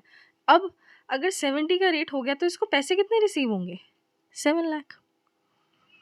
इसको कितने पैसे रिसीव होंगे? 7 लाख। क्या ये 8 लाख रुपीज़ दे पाएगा इस 7 लाख में से? दे ही नहीं सकता। पैसा ही नहीं है, देगा कहाँ से? ठीक है? तो रिस्क है। रिस्क क्यों है? क्योंकि आज पैसे रिसीव नहीं हो रहे, फॉरेन करेंसी में है, एक तो फॉरेन करेंसी रिसीव होनी है इसे 10,000 की। एक तो इसे फॉरेन करेंसी रिसीव होनी है 10,000, दूसरा आज नहीं रिसीव हो रही। आज रिसीव हो रही होती तो सब कुछ मेरे सामने ही है, मुझे आज का रेट पता ही है, मैं उस हिसाब से दे देती loan as a bank, right? मुझे नहीं पता। क्यों? क्योंकि 6 महीने बाद इस पर्सन को पैसे रिसीव होंगे, वो भी फॉरेन करेंसी में, तो रिस्क है। फॉरेन करेंसी रिस्क है। इसलिए क्या करते हैं, फॉरवर्ड कॉन्ट्रैक्ट में एंटर कर लेते हैं बैंक एंड द एक्सपोर्टर। ठीक है, यानी कि मिस्टर ए, ये दोनों क्या करेंगे, एक फॉरवर्ड कॉन्ट्रैक्ट में एंटर कर लेंगे, बैंक एंड मिस्टर ए एक फॉरवर्ड कॉन्ट्रैक्ट में एंटर करेंगे, जिसमें कि वो क्या डिसाइड किया होगा उनका, वो बोलेगा, बैंक एक्सपोर्टर को बोलेगा कि आज ही एक रेट डिसाइड कर लेते हैं जिस पे कि डॉलर्स जो तुझे रिसीव होंगे ना 10,000, वो कन्वर्ट होंगे इनटू रुपीस। यानी कि आज ही एक रेट फिक्स कर लेते हैं। अब बैंक को ऐसा लग रहा है कि आगे आने वाले टाइम में डॉलर की जो वैल्यू है वो एप्रिशिएट होगी, यानी डॉलर जो है वो रुपीस सम अबाउट 100 के करीब हो जाएगा। तो वो क्या बोलेगा कि एक काम करते हैं, ये तो उसकी एक्सपेक्टेशन है, ठीक है, ऐसा बैंक सोचता है, ऐसा बैंक की एनालिसिस है। वो क्या कहता है मिस्टर ए को कि एक काम करते हैं, 95 पे फिक्स कर लेते हैं, जब भी तुझे $10,000 रिसीव होंगे आफ्टर 6 मंथ्स, मैं तुझे 95 रुपीज़ के रेट से रुपीज़ में अमाउंट पे कर दूंगा। ठीक है, यानी कि बैंक क्या बोलेगा, जो बैंक लोन दे रहा है, जो बैंक लोन दे रहा है वो उसको, क्योंकि दिख रहा है ना सामने से कि एक्सपोर्टर को लॉस भी हो सकता है। ठीक है, उसको ये बात समझ में आ रही है कि एक्सपोर्टर है, इसको लॉस भी हो सकता है। क्योंकि लॉस हो सकता है तो बैंक रिस्क तो नहीं लेगा ऑफ कोर्स। एक तो तुम्हें लोन दे रहा है, ठीक है, वो भी सिर्फ एक्सपोर्ट बिल के बेस पे, एक्सपोर्ट ऑर्डर के बेस पे। इतना रिस्क वो क्यों लेगा भाई कि उसके पैसे भी वापस नहीं मिलेंगे? तो इतना रिस्क उसको ना लेना पड़े, इसलिए वो क्या करेगा, सिर्फ आपसे ये रिक्वेस्ट करेगा, एक्सपोर्टर से रिक्वेस्ट करेगा कि भाई बैंक के साथ कॉन्ट्रैक्ट कर ले कि जब भी तुझे $10,000 रिसीव होंगे, एक फिक्स्ड रेट पे तुझे रुपीज़ के अमाउंट में कन्वर्ट करके दे दिए जाएंगे। ठीक है, ये होता है फॉरवर्ड कॉन्ट्रैक्ट, जिसमें कि होगा क्या, डॉलर्स को कन्वर्ट कर दिया जाएगा रुपीज़ में एट अ फिक्स्ड रेट, जिसमें कि रिस्क नहीं रहेगा। अब तो उसको आज ही पता चल जाएगा ना बैंक को कि हाँ 95 के रेट से ही कन्वर्ट होगा, चाहे कुछ हो मार्केट में, चाहे 70 रेट चल रहा हो, चाहे 120 रेट चल रहा हो, एक्सपोर्टर जो है उसको 95 की रेट से अमाउंट रिसीव हो जाएगा। और क्योंकि उसे 95 की रेट से अमाउंट रिसीव हो जाएगा तो 9,50,000 रुपीज़ उसे रिसीव होंगे, जिसमें से कि वो 8 लाख का लोन रीपे कर पाएगा। ठीक है, आई होप आप लोगों को समझ में आ गया होगा। इन डेप्थ जो सारी डिस्कशन है वो फाइनल में है, बट यहाँ पे जितना इंपॉर्टेंट था वो मैंने आपको बता दिया। Then there is post shipment credit. Shipment हो चुकी है, सब कुछ हो चुका है, आपके गुड्स डिलीवर हो चुके हैं, अब फाइनेंस आपको रिक्वायरमेंट है, तो आप क्या कर सकते हो, डिस्काउंट करा सकते हो एक्सपोर्ट बिल को। ठीक है, अब वो जैसे बिल रिसीवेबल का केस होता है कि आपके पास एक एक्सपोर्ट बिल है जिसके कि पैसे आपको 3 महीने बाद रिसीव होने वाले हैं, आप बैंक के पास जाते हो, कहते हो इसके बदले में मुझे आज ही पैसा दे दो, ये पैसा आप रिकवर कर लेना, आप देख लेना। तो मान लीजिए अगर आपका एक्सपोर्ट बिल है ऑफ ऑफ $1,000, तो आप बैंक को बोल रहे हो कि एक काम कर, मुझे $950 दे दे, पर आज ही दे दे, $1,000 तू रिकवर कर लेना after 3 month. Next there is ECGC guarantee. जैसे कि आपके पास एक्सपोर्ट बिल था, अभी एक्सपोर्ट बिल था ना, जिसको कि आपने क्या किया, डिस्काउंट किया, पैसे ले लिए, तो बेसिकली होगा क्या, शायद मैंने ऑर्डर ना बोल दिया, ऊपर एक्सपोर्ट बिल था, क्योंकि अब एक्सपोर्ट आप कर चुके हो, आपके पास एक्सपोर्ट बिल होगा, आपके पास एक डॉक्यूमेंट होगा कि आप एक्सपोर्ट कर चुके हो। ठीक है, आपको पैसे रिसीव होने वाले हैं, export bill. Now ECGC guarantee भी आप दे सकते हो फॉर पोस्ट शिपमेंट क्रेडिट। कैसे दे सकते हो, आपके पास मान लीजिए कोई एक्सपोर्ट बिल था, ठीक है, आपके पास एक्सपोर्ट बिल है, आप वो बैंक में प्रेजेंट कर रहे हो, बट ऐसा हो सकता है कि आपको ईसीजीसी से एक इंश्योरेंस कवर भी दिलाना पड़े टू दी बैंक, यानी एज अ गारंटर आपको ईसीजीसी को प्रेजेंट करना पड़े to the bank, so that आपको पोस्ट शिपमेंट क्रेडिट मिल सके। एक बार पढ़ लेते हैं क्या लिखा है। Post shipment finance given to an exporter by the bank through purchases, negotiation, discount, जो भी आपने ऊपर पढ़ा, against an order qualifies for post shipment export credit guarantee. It is necessary however the exporter should obtain a shipment of course ये risk policy यानी insurance cover आपको लेना ज़रूरी हो सकता है किसी किसी केस में। ठीक है, चलो बहुत, क्योंकि देखो आप अगर एक्सपोर्ट कर भी चुके हो, मान लो आपने यूएसए में एक्सपोर्ट कर दिया, वॉर कंडीशन अराइज हो गई, कुछ भी हो गया, कुछ भी हो सकता है, या तो कमर्शियल रिस्क भी है, पॉलिटिकल रिस्क भी है। तो कोई भी रिस्क ना आपको अंडरटेक करना पड़े। अब बैंक ऑफ कोर्स आपके एक्सपोर्ट बिल के बेस पे दे देगा। मान लो आपको ये चीज़ दिख रही थी कि आगे जाके वॉर हो सकता है, तो आपने क्या किया, एक्सपोर्ट बिल दे दिया, उससे पैसे ले लिए, आपने बोला आप रख लो, $1000 रिकवर कर लेना। अब वॉर कंडीशन अराइज़ हो गई, कुछ नहीं हो रहा है, पॉलिटिकल रिस्क है, ये कमर्शियल रिस्क हो गया, कुछ भी हो गया, एबीसी, कुछ भी हो सकता है। पॉइंट क्या है कि वो रिस्क अंडरटेक ना करना पड़े, इसलिए ईसीजीसी से गारंटी भी बैंक माँग सकता है कि आप एक काम करो एक्सपोर्टर, ईसीजीसी के पास जाओ, उनको बोलो कि वो हमें आके गारंटी दे आपके बिहाफ़ पे, हम आपको एक्सपोर्ट बिल के अगेंस्ट में पैसे दे देंगे। Next there is advance against export bill sent for collection, यानी ऑफ कोर्स आपको क्या करना है, सिंपल आपके पास एक्सपोर्ट बिल होगा, ठीक है? एक्सपोर्ट बिल जो बिल रिसीवेबल टाइप ही आप समझ लो इसको, आपके पास एक्सपोर्ट बिल है, जिसमें कि आप मान लीजिए credit worthiness of the party, nature वगैरह देख के, देखो होगा क्या, बेसिकली आपको एक पर्सन है जिसने कि दिया होगा क्या, एक्सपोर्ट बिल आपके पास है ऑफ कोर्स, क्योंकि आपने एक्सपोर्ट कर चुकी हो, पोस्ट शिपमेंट क्रेडिट के बारे में बात हो रही है। यानी कि होगा क्या, बेसिकली देखो, आप जाओगे, यानी मिस्टर ए जो कि एक्सपोर्टर थे, वो जाएंगे बैंक के पास, उनको बोलेंगे एक्सपोर्ट बिल है, फिलहाल मुझे इसके अगेंस्ट में एडवांस दे दो, ठीक है? ऊपर वाले केस में क्या हो रहा था, बैंक परचेज कर रहा था उस एक्सपोर्ट बिल को, इस केस में सिर्फ कलेक्शन के लिए भेजा गया है, फिलहाल मुझे इस एक्सपोर्ट बिल के बेस पे क्या करो, लोन दे दो, ठीक है? एडवांस दे दो अभी। अब वो क्या करेंगे, बैंक क्या करेगा, फाइनेंसर काम करेगा बैंक, एक्सपोर्ट बिल के अगेंस्ट में आपको फाइनेंस देगा, जैसे यूजुअली हो रहा था, जैसे एक्सपोर्ट ऑर्डर के बेस पे आपको फाइनेंस मिल रहा था, उसी तरीके से एक्सपोर्ट बिल के बेस पे आपको फाइनेंस प्रोवाइड किया जाएगा बाय द बैंक। कि अब ऑफ कोर्स आपकी जो क्रेडिट वर्दीनेस है उस पर डिपेंड करेगा कि आपके गुड्स किस तरीके के हैं, ठीक है? पेरिशेबल गुड्स तो नहीं हैं कि वहाँ ज़्यादा ख़राब हो गए, तो अब जो इम्पोर्टर है वो पैसे नहीं देगा, तो वो सारी चीज़ों को कंसिडर करके वो आपके एक्सपोर्ट बिल के अगेंस्ट में आपको क्रेडिट अवेल करा देगा, ठीक है? Post shipment. नेक्स्ट है एडवांस अगेंस्ट ड्यूटी ड्रॉबैक्स या फिर कैश सब्सिडी। होता क्या है, देखो, अगर एक एक्सपोर्टर है, मान लीजिए एक्सपोर्ट करते टाइम उसको कोई भी कस्टम ड्यूटी पे नहीं करनी पड़ती है, लेकिन मान लो उसको जो गुड्स एक्सपोर्ट करने थे, उन गुड्स को एक्सपोर्ट करने के लिए उसे पहले एक इम्पोर्ट करना पड़ा, ठीक है? यानी मान लीजिए रॉ मटेरियल जो है उसको जर्मनी से ही मंगाना पड़ता है, उसको यहाँ पे इंडिया में वो रॉ मटेरियल अवेलेबल नहीं है, तो वो जो इम्पोर्ट उसने किया, ठीक है? अब इम्पोर्ट करते टाइम तो उसको कस्टम ड्यूटी पे करनी पड़ी होगी, लेकिन एक्सपोर्ट करते टाइम उसको कोई भी कस्टम ड्यूटी पे नहीं करनी पड़ती है। तो एक एक्सपोर्टर है, वो क्या बोल रहा है, मैं एक्सपोर्ट भी कर रहा हूँ, ठीक है? मैं कोई रॉ मटेरियल अपने लिए नहीं मँगा रहा, मुझे तो एक्सपोर्ट करना है। तो मैंने क्या बोला, एक्सपोर्टर तो दामाद होते हैं देश के, तो अगर वो दामाद है तो उसको पूरी फैसिलिटीज़ दी जाएँगी, ठीक है? जितनी ज़्यादा सेवा पानी उसकी हो सकती है उतनी की जाएगी, राइट? तो अब होगा क्या, वो क्या बोलेगा कि मैं ये इम्पोर्ट अपने लिए नहीं कर रहा हूँ, देश के लिए कर रहा हूँ, ठीक है? मैं वो जो इम्पोर्ट कर रहा हूँ, मुझे वो एक्सपोर्ट करना है, इसलिए मैंने इम्पोर्ट किया, और तुम लोग मेरे से कस्टम ड्यूटी में ले रहे हो, ठीक है? कस्टम ड्यूटी मुझसे चार्ज कर रहे हो तुम। तो गवर्नमेंट क्या बोलती है, देखो एक काम करो, जब आपने इम्पोर्ट किया है तो आप एक बार कस्टम ड्यूटी पे कर दो, ठीक है? क्योंकि हमें इतना भी भरोसा नहीं है आप लोगों पे कि आपने अगर इम्पोर्ट किया है, अब कोई भी पर्सन आके बोल देगा कि मुझे तो एक्सपोर्ट करना था ना इसलिए इम्पोर्ट किया है, तो कस्टम ड्यूटी हटा दो। नहीं होता ना ऐसा। तो वो क्या बोलते हैं, एक बार के लिए आप कस्टम ड्यूटी पे कर दो, जब आप एक्सपोर्ट करेंगे तो आप हमें लाके दिखा देना कि देखो मैंने जो रॉ मटेरियल इम्पोर्ट किया था ना, जिसमें मैंने कस्टम ड्यूटी पे की थी, वो मैं एक्सपोर्ट उससे कर चुका हूँ, उस रॉ मटेरियल से मैंने फिनिश गुड्स बनाए हैं और मैंने देखो अब एक्सपोर्ट कर दिया, अब मेरी वो जो कस्टम ड्यूटी है वो वापस करो। उसको बोलते हैं ड्यूटी ड्रॉबैक, यानी कि आपको वो जो कस्टम ड्यूटी आपने इम्पोर्ट के टाइम पे की थी, वो आपको वापस मिल जाएगी, लेकिन सिर्फ कब मिलेगी, जब आप उस गुड्स का, उस जो भी मशीनरी थी या कुछ भी आपने इम्पोर्ट किया था, उसका यूज़ आपने एक्सपोर्ट करने के लिए किया होगा, ठीक है?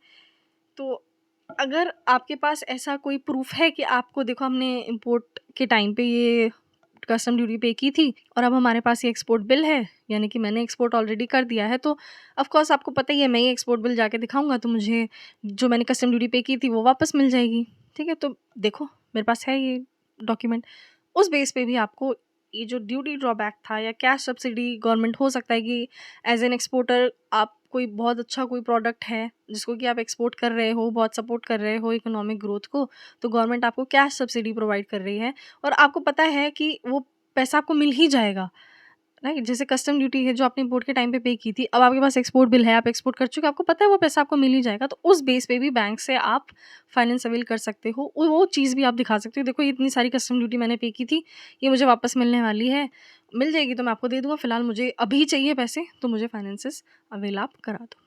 ठीक है? आई होप आप लोगों को समझ में आ गया होगा।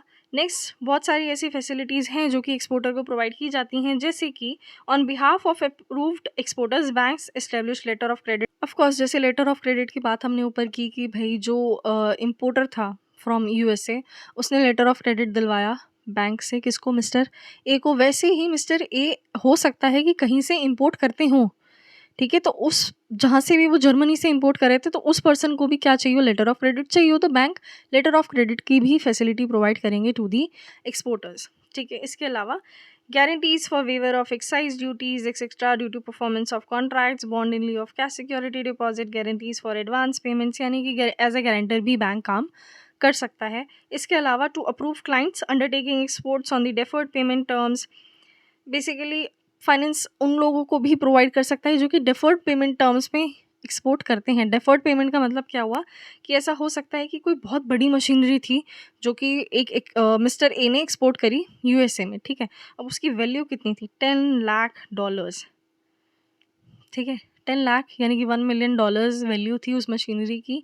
अब जो यूएसए में इम्पोर्टर है, वो एक साथ 6 महीने बाद आपको पैसे नहीं दे रहा, वो क्या कह रहा है, हर साल मैं आपको एक रीपेमेंट शेड्यूल बना लो, मैं 5 साल में आपको पैसे लौटा दूँगा ये वाले, विद इंटरेस्ट ऑफ कोर्स। तो ये डिफर्ड पेमेंट बेस पे जो एक्सपोर्टर एक्सपोर्ट कर रहे हैं ना, उनको भी फाइनेंस की फैसिलिटी प्रोवाइड करता है कौन? बैंक। ठीक है? चलिए, नेक्स्ट है bank also endeavour to secure for their export customer status reports of their buyers, trade information on various commodities, यानी कि ऐसा हो सकता है, देखो मिस्टर एक्सपोर्ट कर रहे हैं, उन्हें बाहर के बारे में कुछ नहीं पता, ठीक है? कि बाहर की जो ट्रेड कमोडिटी है, मान लो ये जो कमोडिटी में वो ट्रेड कर रहा है, या फिर जिस चीज़ के लिए एक्सपोर्ट ऑर्डर उन्हें रिसीव हुआ था मिस्टर ए को, वो उसका मार्केट में क्या कंडीशन क्या है, ठीक है? या फिर जो बहुत सारे कस्टमर्स हैं बाहर यानी यूएसए में, उनके बारे में उसको कुछ नहीं पता। लेकिन बैंक जो है वो, ऐसा हो सकता है कि आपको कुछ ना कुछ स्टेटस रिपोर्ट्स जो हैं बायर्स की, कि देखो ये इसके पास इतना पैसा है, इसकी ये क्रेडिट वर्दीनेस है, इसकी क्रेडिट रेटिंग ये है, ये पैसा दे देता है, ये so on and so fourth. बहुत सारी चीज़ें ऐसी हो सकती हैं जो कि आपको इन्फॉर्मेशन चाहिए हो सकती है अबाउट योर बायर, या फिर योर कमोडिटी जो भी जिसमें भी आपको ट्रेड करना है, वो बैंक आपको प्रोवाइड कर सकता है। यानी कि आपको हेल्प भी कर सकता है, कि एक्सपोर्टर को हेल्प भी कर सकता है बैंक चीज़ें एनालाइज करने में। इसके अलावा economic intelligence on various countries is also provided by, यानी कि जैसे अभी ऊपर बताया मैंने, तो अभी ऊपर तो बात हुई बायर के बारे में, ठीक है? कि कस्टमर की क्या क्रेडिट रेटिंग है, कमोडिटी कैसा वर्क कर रही है, मार्केट कैसी चल रही है। इसके अलावा जो कंट्री है, जो बहुत सारी कंट्रीज़ हैं, मान लीजिए आपको कोई अलग ही नीदरलैंड में कहीं पे एक्सपोर्ट करना है, या कोई भी एक जगह है जहाँ पे आपको एक्सपोर्ट करना है, आपको जानना है अब, ठीक है? कि मुझे वहाँ एक्सपोर्ट करना चाहिए या नहीं करना चाहिए, वहाँ की क्या इकोनॉमिक कंडीशंस हैं, या फिर आप एक प्रोजेक्ट टेकअप करना चाहते हो जिसमें कि आप सिलेक्ट कर रहे हो कि आपको एक पर्टिकुलर कोई सी कंट्री है जिसमें कि आपको एक्सपोर्ट करना है, तो आपको चाहिए कि आपको बहुत सारी जो कंट्रीज़ हैं ना, एक बार उनका डेटा मिल जाए कहीं से, कि कहाँ पे एक्सपोर्ट करने से आपको ज़्यादा बेनिफिट मिल सकता है। तो इकोनॉमिक जो इंटेलिजेंस है अबाउट द कंट्रीज़, यानी इकोनॉमिक ग्रोथ वगैरह, उनकी जो इकोनॉमिक फैक्टर्स हैं, उन सब चीज़ों पे भी अगर आपको चाहिए रिपोर्ट्स वगैरह, तो बैंक उसमें आपकी हेल्प कर सकता है। Next there is inter corporate deposits, यानी कि कंपनीज़ आपस में एक दूसरे को शॉर्ट टर्म लोन वगैरह दे देती हैं, ठीक है? उस तरीके से भी फाइनेंसेस आपको मिल सकते हैं, ठीक है? 6 महीने के लिए कंपनीज़ जिनके पास सरप्लस है, वो दूसरी कंपनी को पैसे दे देती हैं। Then there is public deposit, of course आप पब्लिक से तो पैसा ले ही सकते हो एनी टाइम, पढ़ लेना, कुछ ज़्यादा इसमें लिखा नहीं है, बस इतनी सी छोटी सी बात है कि भाई 3 साल से ज़्यादा टाइम पीरियड के लिए आप लोन नहीं ले सकते हो पब्लिक डिपॉजिट। ऑल्सो आप उसको लॉन्ग टर्म असेट खरीदने के लिए, जैसे 10 साल का कोई असेट है जिसकी 10 ईयर्स की यूज़फुल लाइफ है, आप एक ऐसा असेट खरीदने में शॉर्ट टर्म फंड को अवेल नहीं कर सकते, यूटिलाइज़ नहीं कर सकते हो। आप सिर्फ, अगर आपकी कोई वर्किंग कैपिटल रिक्वायरमेंट है, ठीक है? सिर्फ उसके लिए ये जो पब्लिक डिपॉजिट्स हैं इनको यूज़ कर सकते हो, ठीक है? पढ़ लेना, ऐसा कुछ बहुत ज़्यादा बड़ा कुछ नया नहीं लिखा है, समझ में आपको बहुत ईज़िली आ जाएगा। Next there is other source of financing, जिसमें कि सीड कैपिटल असिस्टेंट है। सीड आपको पता होगा, seed is the first step for a plant to grow, यानी कि एक बिज़नेस के लिए सीड असिस्टेंस क्या हुआ कि आपको बिल्कुल स्टार्ट करने के लिए बिज़नेस थोड़े पैसे उधार दिए जाएँ, फाइनेंस दिया जाए। तो इसमें बेसिकली सीड फाइनेंसिंग है, तो आप समझ जाओ कि आपसे कुछ बहुत ज़्यादा एक्सपेक्टेशन नहीं रखी जा सकती। तो कुछ एक पर्टिकुलर टाइम पीरियड के लिए आपको बोला जाएगा कि आपको कोई भी पैसे वापस नहीं करने हैं, कोई भी इंटरेस्ट पे नहीं करना है, सिर्फ़ आप ये फाइनेंस रखो, अपना बिज़नेस स्टार्ट करो। ठीक है? सीड इस आप समझ रहे हो, सीड तो फर्स्ट स्टेप हुआ ना, तो आपको बिज़नेस को बिल्कुल सपोर्ट करने के लिए, स्टार्ट करने के लिए फाइनेंसेस आपको प्रोवाइड किए जाएँगे। पढ़ लेते हैं एक बार। एज़ सच कुछ ऐसा नहीं है कि आपको समझ में नहीं आएगा। The seed capital assistance scheme is designed by IDBI for professionally और टेक्निकली क्वालिफाइड एंटरप्रेन्योर्स एंड और persons possessing relevant experience skill. यानी कि ऑफ कोर्स देखो, सीड फाइनेंसिंग अगर आप प्रोवाइड कर रहे हो और आप कुछ टाइम पीरियड के लिए कुछ भी एक्सपेक्ट नहीं कर रहे हो उनसे, ठीक है, कि आप एक सर्टेन टाइम पीरियड तक मुझे कोई भी पैसा मत देना, कोई इंटरेस्ट मत देना।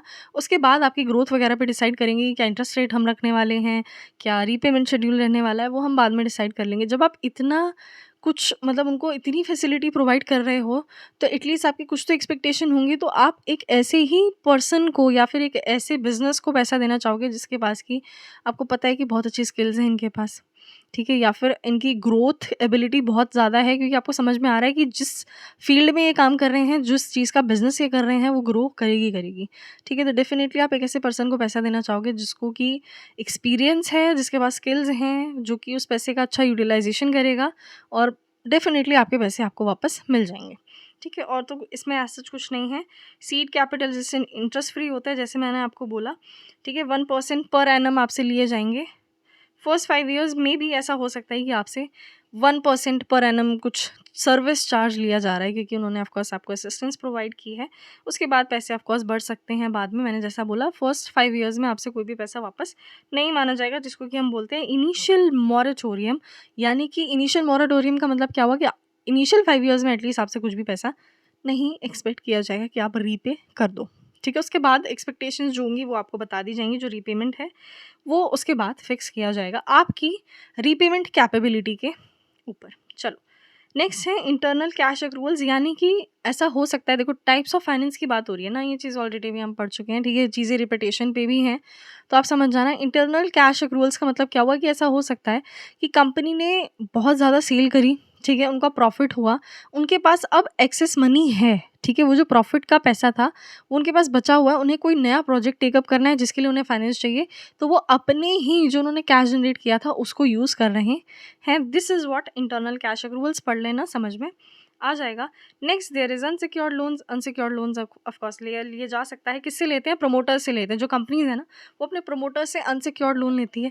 सिक्योर्ड लोन उनको प्रोवाइड नहीं किया जाता है। अनसिक्योर्ड लोन लेते हैं, यानी कि आपके पैसे आपको वापस कर दिए जाएंगे, लेकिन अगर नहीं किए तो आप किसी भी चीज़ पे आपका अधिकार नहीं है। कंपनी में कोई भी एसेट आपके बेच नहीं सकते, ठीक है? कि भाई मैं ये एसेट बेच दूंगा और मेरे पैसे रिकवर हो जाएंगे। अनसिक्योर्ड लोन है, कोई भी आपको सिक्योरिटी प्रोवाइड नहीं की गई है, पैसे आपको वापस हम कर देंगे ना, प्रमोटर हो ना, आप ही ने कंपनी चालू की है। अनसिक्योर्ड लोन दो, हम अपना काम करेंगे, उस अकॉर्डिंग आपको पैसे वापस कर दें अगर हमारे पास पैसे आ जाएंगे तो, ठीक है?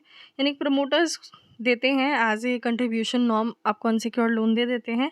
ये जो पैसे हैं, अगर आपकी कंपनी में आपने फाइनेंशियल इंस्टीट्यूशन से भी लोन लिया हुआ है, ठीक है, तो उनको बताए बिना आप ये अनसिक्योर्ड लोन रीपे नहीं कर सकते हो, ठीक है? अनसिक्योर्ड लोन आपका इक्विटी का पार्ट माना जाएगा। जब आप डेट इक्विटी रेशियो कैलकुलेट करते हो ना, इसको डेट का पार्ट नहीं मानेंगे, इसको इक्विटी का पार्ट मानेंगे, क्योंकि प्रमोटर ने पैसा लगाया हुआ है। अनसिक्योर्ड है एक तो, ठीक है, और प्रमोटर ने लगाया हुआ है, राइट? तो अनसिक्योर्ड लोन है, प्रमोटर ने लगाया हुआ है, तो डेट इक्विटी रेशियो जब आप कैलकुलेट करते हो तो एज ए इक्विटी आप इसको कंसिडर करोगे। और जो ये लोन है, ये फाइनेंशियल इंस्टीट्यूशन के अप्रूवल के बिना रीपे नहीं कर सकते, क्योंकि ऐसा हो सकता है क्योंकि कंपनी है, ठीक है, और ये कंपनी का प्रमोटर है। तो मे बी ऐसा हो सकता है कि आपने फाइनेंशियल इंस्टीट्यूशन या किसी बैंक से लोन ले रखा हो, लेकिन आप क्या कर रहे हो कि आप वो फाइनेंशियल इंस्टीट्यूशन के पैसे तो पे करे नहीं अभी आपने, लेकिन ये प्रमोटर से आपने क्या किया, अनसिक्योर्ड लोन ले लिया। मे बी आपने जानबूझ के ले लिया हो, ठीक है, कि हम क्या करेंगे, इसको पैसे वापस भेजते रहेंगे और फाइनेंशियल इंस्टीट्यूशन जो है उनको पैसे नहीं देंगे। तो without the approval of financial institution जिनसे आपने लोन ले रखा है, आप ये अनसिक्योर्ड लोन रीपे नहीं कर सकते। पहले वो फाइनेंशियल इंस्टीट्यूशन आपको अप्रूवल देंगे जब उन्हें दिख रहा होगा कि आप टाइमली उनके पैसे भी रीपे कर रहे हैं, और आप आगे भी वो चीज़ करते रहेंगे, आपके पास उतना कैश अवेलेबिलिटी है, उतनी लिक्विडिटी आपकी है, ठीक है? तो आपको पहले किससे अप्रूवल लेना पड़ेगा? जो फाइनेंशियल इंस्टीट्यूशंस हैं जिनसे आपने लोन लिया हुआ है, उनसे आप अप्रूवल लो, फिर पैसे आप वापस कर सकते हो। अदरवाइज़ आप पैसे वापस नहीं कर सकते फॉर दी प्रमोटर, क्योंकि ऑफ कोर्स ये कंट्रीब्यूशन के तरीके से ही हो गया ना, प्रमोटर है कंपनी का, पैसे दिए हैं उसने as an unsecured loan. Next there is deferred payment guarantee. Deferred payment guarantee कुछ नहीं है, बहुत सारे सप्लायर्स होते हैं जो कि मशीनरी प्रोवाइड कर देते हैं आपको, मशीनरी की वैल्यू ऑफ कोर्स बहुत ज़्यादा होती है। तो deferred payment guarantee is nothing but एक क्रेडिट फैसिलिटी आपको दी गई है मशीनरी के बेस पे। जैसे मान लो आपने मशीनरी परचेज़ नहीं की, बहुत, क्योंकि 50 लाख रुपए की मशीनरी थी, बट आपने बोला कि ठीक है ये मशीनरी मुझे यूज़ करने दो, मैं आपको धीरे-धीरे पैसे इसके लौटाता रहूँगा। कैसे? 5 साल में मैं दे दूँगा, 10 साल में दे दूँगा। एक रीपेमेंट शेड्यूल होगा, डेफर्ड बेस पे आप उसको पेमेंट कर रहे होंगे, थोड़े-थोड़े पैसे एक पर्टिकुलर टाइम पीरियड पे आप उसको दे रहे होंगे। तो डेफर्ड पेमेंट गारंटी क्या होता है कि आप बेसिकली कोई इनिशियली कोई अमाउंट आपको इन्वेस्ट करने की ज़रूरत नहीं पड़ रही है, आप डेफर्ड बेस पे पेमेंट कर रहे हैं। नॉर्मली जो सप्लायर होता है मशीनरी का, वो बैंक गारंटी आपसे माँगेगा फिर इस केस में, ठीक है? ऑफ कोर्स, क्योंकि उसे दिख रहा है भाई आप मशीनरी भी यूज़ कर रहे हो, ठीक है? और फिर आप उसको क्या बोल रहे हो कि मैं 10 साल में पैसे दूँगा, आज पैसे नहीं दे रहा। ऑफ कोर्स आप उसको इंटरेस्ट दोगे, बट उसको गारंटी भी तो चाहिए ना कि आप पैसे दे दोगे, ठीक है ना? तो एक तरीके से क्या हो गया, इस केस में कोई भी मॉरेटोरियम पीरियड नहीं होता। ऐसा नहीं है कि आपको बोला जाएगा कि आप 5 साल के लिए भाई पहले मशीनरी यूज़ कर लो फिर पैसे दे देना, नहीं होगा ऐसा। गारंटी भी ली जाएगी आपसे, ठीक है? यानी बैंक से बोला जाएगा कि आप इसके गारंटर बनो, अगर ये बंदा मुझे पैसे नहीं देगा, तो आप मुझे पैसे देंगे इसके बिहाफ़ पे, ठीक है? जो भी ये डेफर्ड पेमेंट हमारा शेड्यूल है, उस हिसाब से। इसके अलावा मॉरेटोरियम पीरियड नहीं होगा, ऐसा नहीं करा जाएगा कि आप 5 साल के लिए मशीनरी पहले यूज़ कर लो या 2 साल के लिए मशीनरी यूज़ कर लो, उसके बाद आप पैसे देते रहना, ऐसा नहीं है। आपको पैसे एक पर्टिकुलर जो रीपेमेंट शेड्यूल है, उस हिसाब से देने पड़ेंगे, कोई मॉरेटोरियम पीरियड नहीं होगा, ठीक है? Next there is capital incentive. Capital incentive क्या होता है? जैसे मान लीजिए कोई एक बिज़नेस है, बहुत ही बैकवर्ड एरिया में आप कोई बिज़नेस एस्टेब्लिश कर रहे हो, कोई इंडस्ट्री एस्टेब्लिश कर रहे हो, तो गवर्नमेंट उस चीज़ को सपोर्ट करना चाहती है, ठीक है? गवर्नमेंट उस चीज़ को सपोर्ट करना चाहती है। मान लीजिए कोई बहुत ही एक बैकवर्ड एरिया है जहाँ पे कि कोई बिज़नेस कर नहीं रहा है, लेकिन आप क्या बोलते हो, ठीक है मैं डेवलपमेंट लाने के लिए मैं वहाँ पे बिज़नेस करूँगा, मैं वो बैकवर्ड एरिया में अपनी फैक्ट्री लगाऊँगा या ये बिज़नेस करूँगा, ये कमोडिटी को प्रोड्यूस करूँगा, वहाँ पे एम्प्लॉयमेंट जनरेट होगी, राइट? अगर आप वहाँ पे बैकवर्ड एरिया में क्या करोगे, अपना इंडस्ट्री एस्टैब्लिश करोगे या बिज़नेस एस्टैब्लिश करोगे, तो गवर्नमेंट क्या करेगी, आपको सपोर्ट करने के लिए आपको कैपिटल इंसेंटिव देगी, यानी कुछ फाइनेंस आपको प्रोवाइड करेगी। मे बी ऐसा हो सकता है कि जैसे बैकवर्ड एरिया पे डिपेंड करता है, मान लो इतना ज़्यादा बैकवर्ड एरिया भी नहीं है, तो कैपिटल इंसेंटिव थोड़ा कम ही आपको दिया जाएगा। या फिर ऐसा हो सकता है कि बहुत ज़्यादा बैकवर्ड एरिया है, कुछ भी वहाँ पे अवेलेबल नहीं है, फिर भी आप वहाँ पे जा रहे हो सपोर्ट करने के लिए, ग्रोथ के लिए, थोड़ा सोशल फैक्टर भी इसके अंदर आ जाएगा फिर। तो पॉइंट क्या है कि इस चीज़ को सपोर्ट करने के लिए गवर्नमेंट आपको कैपिटल इंसेंटिव प्रोवाइड करेगी बेस्ड ऑन कितना बैकवर्ड एरिया है, ठीक है ना? जितना ज़्यादा बैकवर्ड एरिया होगा उतना ज़्यादा शायद आपको कैपिटल इंसेंटिव दिया जाए। बट होगा क्या कि आप जो भी इंसेंटिव देगी गवर्नमेंट आपको, ठीक है? वो किस पे डिपेंड करेगा? पहली चीज़ कि आपका बिज़नेस किस क्वांटम का है, ठीक है? मतलब कितना वो वर्क करेगा भी या नहीं, ठीक है?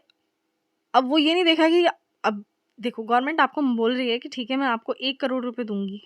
आप बैकवर्ड एरिया में लगा रहे हो ना अपनी फैक्ट्री में, आपको 1 करोड़ रुपए देती हूँ। लेकिन गवर्नमेंट ये चीज़ डिसाइड कैसे करेगी, ये सोच के नहीं करेगी कि अगर मैंने इसको 1 करोड़ रुपए दिए तो ये क्या कर लेगा, ठीक है? तो ये कितना प्रॉफिटेबल बिज़नेस बना सकता है, तो ये कितनी एम्प्लॉयमेंट जनरेट कर सकता है, ये सारी चीज़ें वो ऐसे नहीं देखेंगे।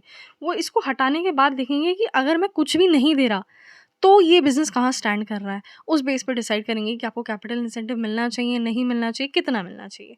ठीक है, पढ़ लेना आप लोगों को ये सारी चीज़ें जो मैंने बोली वो आपको मिल जाएँगी। Basically this is capital incentive social basis पे आपको दे दिया जाता है। Then there is deep discount bond जिसमें कि कुछ नहीं होगा, आपको इंटरेस्ट कुछ नहीं मिलेगा।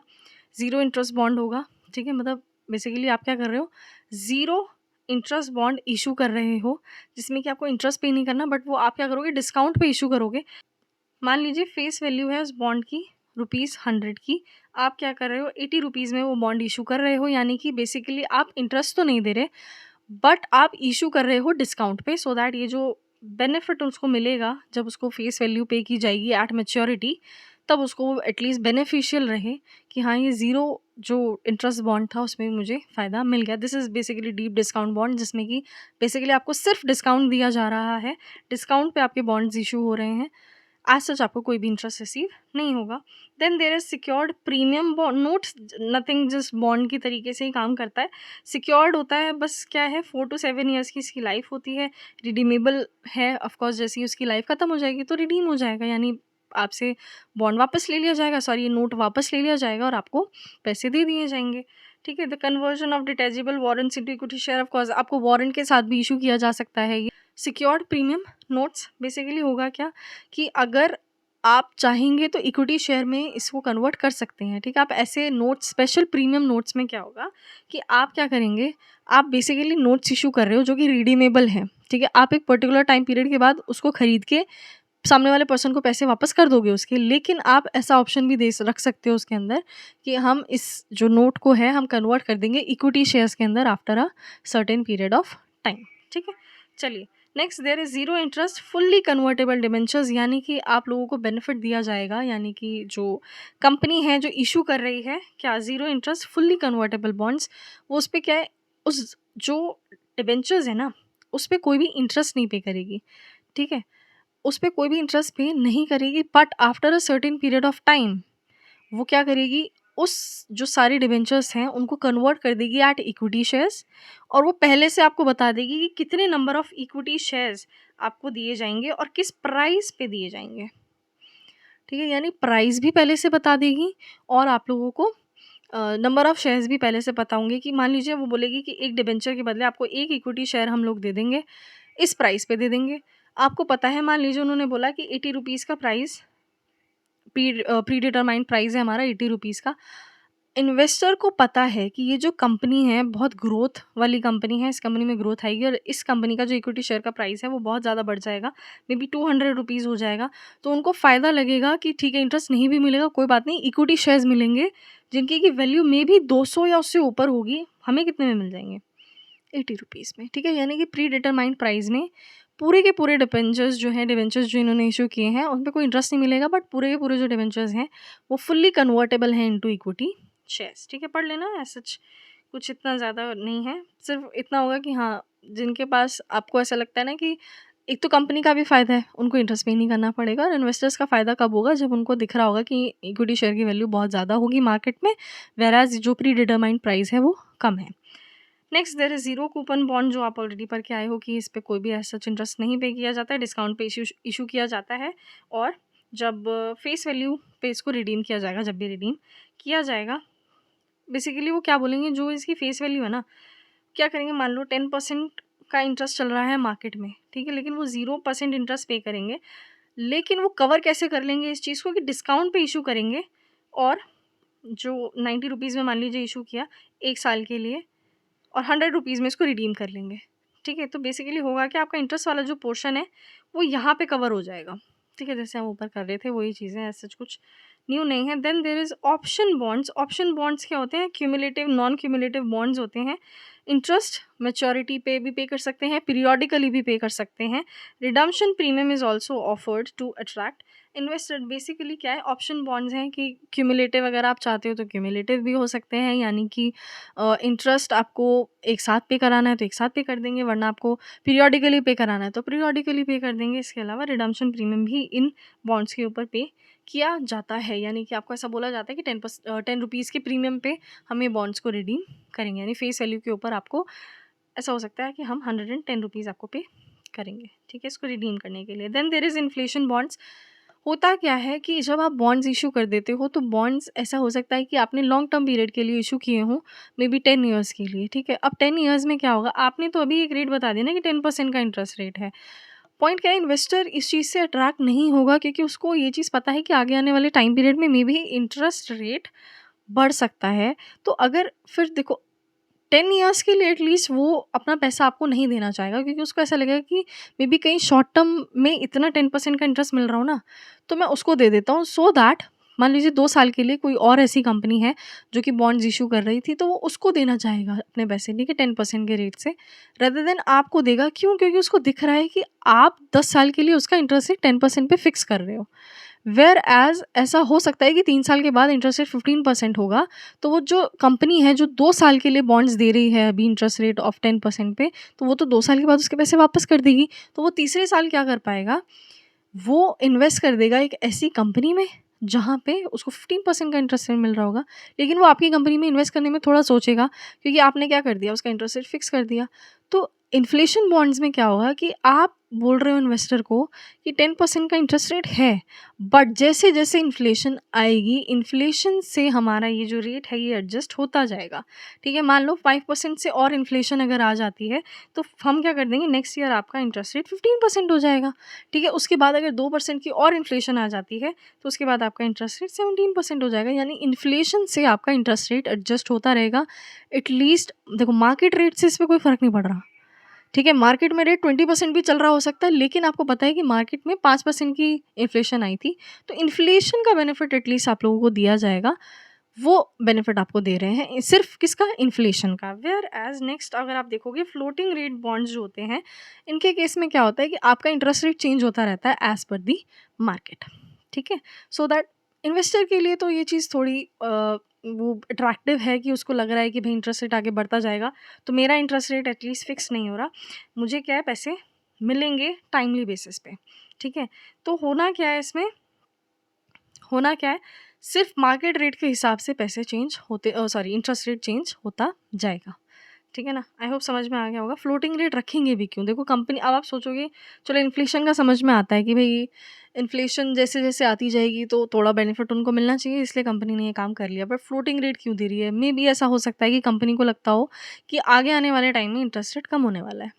ठीक है, और इन्वेस्टर को लग रहा हो कि आने वाले टाइम में इंटरेस्ट रेट बढ़ने वाला है, तो फ्लोटिंग रेट में दोनों अपना अपना फ़ायदा समझ के फ्लोटिंग रेट बॉन्ड्स में इन्वेस्टर इन्वेस्ट करेगा और कंपनी इशू करेगी। ठीक है, आई होप आप लोगों को ये बात समझ में आ गई होगी। Next there is high yield bonds या फिर जंक बॉन्ड्स बोलते हैं।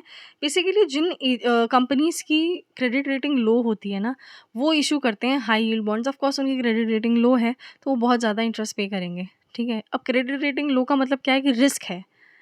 ठीक है, अब जितना ज़्यादा रिस्क इन्वेस्टर लेगा, लो क्रेडिट रेटिंग मतलब यही है ना कि रिस्क है कि उसके पैसे उसको वापस मिलेंगे या नहीं मिलेंगे।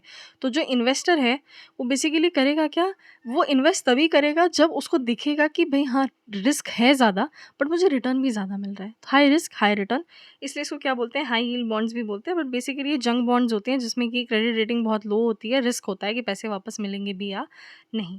ठीक है, then there is international financing. ज़्यादा कुछ नहीं है, कमर्शियल बैंक्स हैं जो कि फॉरेन करेंसी लोन्स देते हैं। इसके अलावा डेवलपमेंट बैंक्स हैं। इंटरनेशनल फाइनेंसिंग का मतलब तो आपको समझ में आ ही गया होगा कि फॉरेन करेंसी लोन्स वगैरह लेने के लिए कमर्शियल बैंक्स भी देते हैं। Then there is development banks. Development banks क्या होते हैं, देखो बेसिकली क्या है, बहुत सारी ऐसी एजेंसीज़ होती हैं जो कि सपोर्ट करती हैं कि भाई आप हमारी कंट्री में आके इन्वेस्ट करो। ठीक है, अब इन्वेस्ट कराना है तो लोन तो देने पड़ेंगे। तो इस तरीके से काम करते हैं ये डेवलपमेंट बैंक्स कि उनको चाहिए कि आप उनकी कंट्री में आके इन्वेस्ट करो, तो वो आपको क्रेडिट फैसिलिटीज़ प्रोवाइड करते हैं। इसके अलावा discounting of trade bills, as I said, जो ट्रेड बिल्स अगर आपके पास हैं तो वो डिस्काउंट कर देंगे। इसके अलावा इंटरनेशनल एजेंसीज़ होती हैं बहुत सारी, जैसे कि इंटरनेशनल फाइनेंशियल कॉर्पोरेशन है, international bank for reconstruction and development है, एशियन डेवलपमेंट बैंक है, इंटरनेशनल मॉनेटरी फंड है। यानी ये सारी जो कॉर्पोरेशंस हैं, ये बेसिकली करती क्या है, ट्रेड जो कर रहे हैं इंटरनेशनली बिजनेसेस, उनको सपोर्ट करने का काम कर रही है फाइनेंशियली। ठीक है, आप देखो, then there is international capital markets. Capital market, money market आप लोगों को पता होगा। कैपिटल मार्केट जिसमें सिक्योरिटीज़ ट्रेड होती हैं, तो इंटरनेशनल कैपिटल मार्केट जिसमें कि इंटरनेशनल सिक्योरिटीज़ जो हैं वो ट्रेड कर रही होंगी। बेसिकली है क्या, जो एमएनसीज़ वगैरह है ना, अब वो बहुत ज़्यादा डिपेंडेंट हैं बोरोइंग्स के ऊपर। ठीक है, रुपीज़ में उनको लोन चाहिए होता है या फॉरेन करेंसी लोन चाहिए होता है। तो करना क्या है, ये जो इंटरनेशनल कैपिटल मार्केट है ना, इसकी हेल्प से सिर्फ हम क्या कर रहे हैं कि जो ये एमएनसीज़ है ना, एटलीस्ट इन लोगों को बोरोइंग में कोई भी प्रॉब्लम ना आए। एक तरीके से इन्हें एक सोर्स मिल गया, ठीक है, बोरो करने का। कैपिटल मार्केट मैंने बता दिया आपको, सिक्योरिटीज़ होती हैं जो कि ट्रेड होती हैं, इंटरनेशनल सिक्योरिटीज़ हैं, तो स्टॉक्स भी आ गए इसके अंदर, बॉन्ड्स वगैरह होते हैं जिनके थ्रू आप फंड रेज़ कर सकते हैं। ठीक है, आपको एग्जाम्पल भी दिए हुए हैं कि भाई ठीक है, कौन-कौन से ऐसे 4 मेन सिस्टम हैं जिससे कि फंड रेज़ किए जा सकते हैं। यूरो करेंसी मार्केट है, एक्सपोर्ट क्रेडिट फैसिलिटीज़ हैं, then there is bond issues हैं या फिर फाइनेंशियल इंस्टीट्यूशंस हैं। मतलब इंटरनेशनल कैपिटल मार्केट का मतलब ये होगा कि आप बेसिकली बोरोइंग ही कर रहे हो।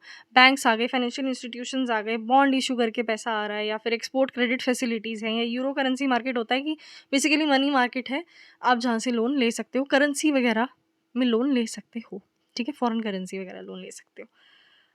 अब आप देख लो, पढ़ लो इसको, ऐसा कुछ है नहीं इसमें। The origin of euro currency market was with the dollar denominated bank in Europe, particularly in London. यानी बेसिकली ये जो यूरो करेंसी मार्केट है ना, इसमें होता क्या था, क्योंकि डॉलर एक मतलब बहुत फेमस करेंसी है, ठीक है, जिसमें कि ट्रेड होता है, बहुत ज़्यादा ट्रेडेबल करेंसी है। तो डॉलर डिनोमिनेटेड इन्होंने क्या किया, dollar denominated bank deposits and loans वगैरह प्रोवाइड करने शुरू किए लंदन में, ठीक है। नाम तो ऑफ कोर्स उन्होंने यूरो करेंसी मार्केट रखा, बट बेसिकली ये डॉलर डिनोमिनेटेड था। ऐसे जिसको वैसे तो पढ़ने की भी नीड नहीं है, कुछ इसमें है नहीं ऐसा समझने वाला, सिर्फ इतना ही लिखा हुआ है कि भाई किस तरीके से जो इंटरनेशनल कैपिटल मार्केट है उसमें बोरोइंग्स वगैरह इनिशिएट की गई, ठीक है। चलिए नेक्स्ट हमारे पास है फाइनेंशियल इंस्ट्रूमेंट्स। फाइनेंशियल इंस्ट्रूमेंट्स आप लोगों को पता है कि जिनके थ्रू हमें पैसे रेज कर सकते हैं, ऐसे सारे इंस्ट्रूमेंट्स जिनके थ्रू हम फंड्स रेज कर सकते हैं वो फाइनेंशियल इंस्ट्रूमेंट्स होते हैं। तो बहुत सारे ऐसे वेरियस फाइनेंशियल इंस्ट्रूमेंट्स हैं जो कि इंटरनेशनल मार्केट में जिनमें हम डील करते हैं।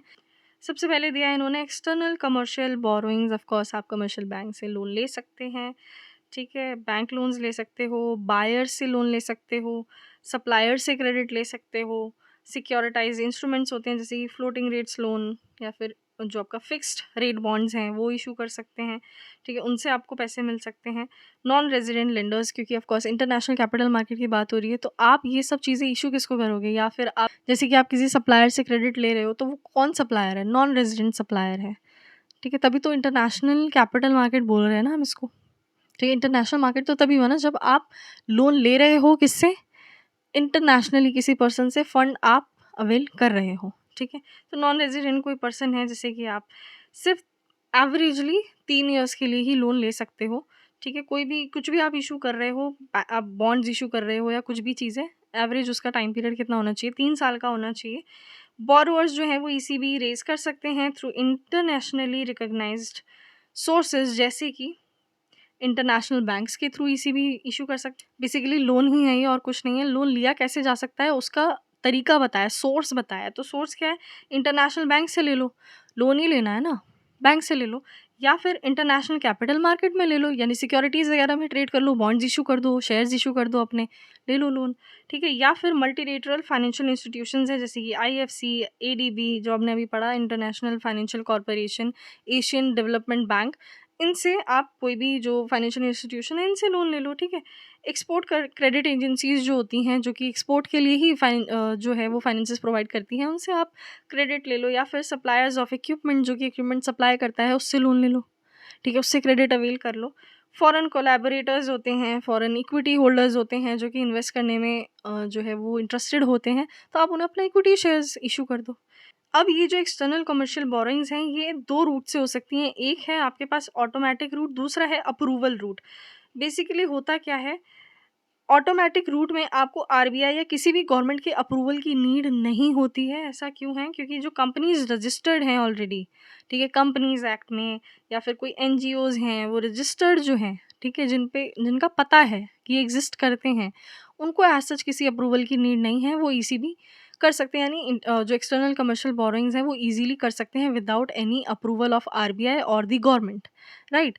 बट इसके अलावा अगर आपको लोन चाहिए, जैसे कि मान लीजिए कोई भी एक्सपोर्ट फाइनेंसेस आपको चाहिए, तो आपको क्या करना पड़ेगा, अगर आप बेसिकली कोई कंपनी नहीं है जो रजिस्टर्ड है, या एनजीओ वगैरह नहीं है जो कि रजिस्टर्ड है, जिनका एग्जिस्टेंस पे कोई सवाल नहीं है, ऐसे कोई आप पर्सन हो, तो पहले आपको अप्रूवल चाहिए, उसके बाद आप ईसीबी कर सकते हैं, ठीक है। इसके अलावा देयर इज़ यूरो बॉन्ड्स, जैसे मैंने बता दिया, बेसिकली डेट इंस्ट्रूमेंट है ये, और कुछ नहीं है। बॉन्ड्स इशू किया, आपको पैसे मिल जाएंगे डॉलर्स में, ठीक है ना। बेसिकली जो यूरो बॉन्ड्स होते हैं वो जिस कंट्री में इशू हो रहे होते हैं ना, उस कंट्री में डिनोटेड नहीं होते हैं, उस कंट्री की करेंसी में डिनोटेड नहीं होते हैं। जैसे कि आपको एग्जांपल दिया हुआ है कि जर्मनी में येन नोट दिया जाएगा। येन करेंसी कहाँ की है, जापान की, बट इशू कहाँ करा है इसको, नोट को, जर्मनी में, ठीक है। यानी कि जिस भी कंट्री में आप इसको इशू करोगे उस कंट्री के इन्वेस्टर के लिए ये फॉरेन करेंसी में ही होगा, ठीक है। होम करेंसी में इसको इशू नहीं किया जाता। इसके अलावा ये जो जनरली इशू किए जाते हैं बियरर फॉर्म में, बियरर फॉर्म मतलब क्या होता है कि जिस भी पर्सन के पास ये यूरो बॉन्ड होगा, ठीक है, ये जो सर्टिफिकेट है ये होगा, उस पर्सन को पैसे मिल जाएंगे, ठीक है। जिस भी पर्सन के पास ये यूरो बॉन्ड होगा eight the time of maturity उसको पैसे दे दिए जाएंगे।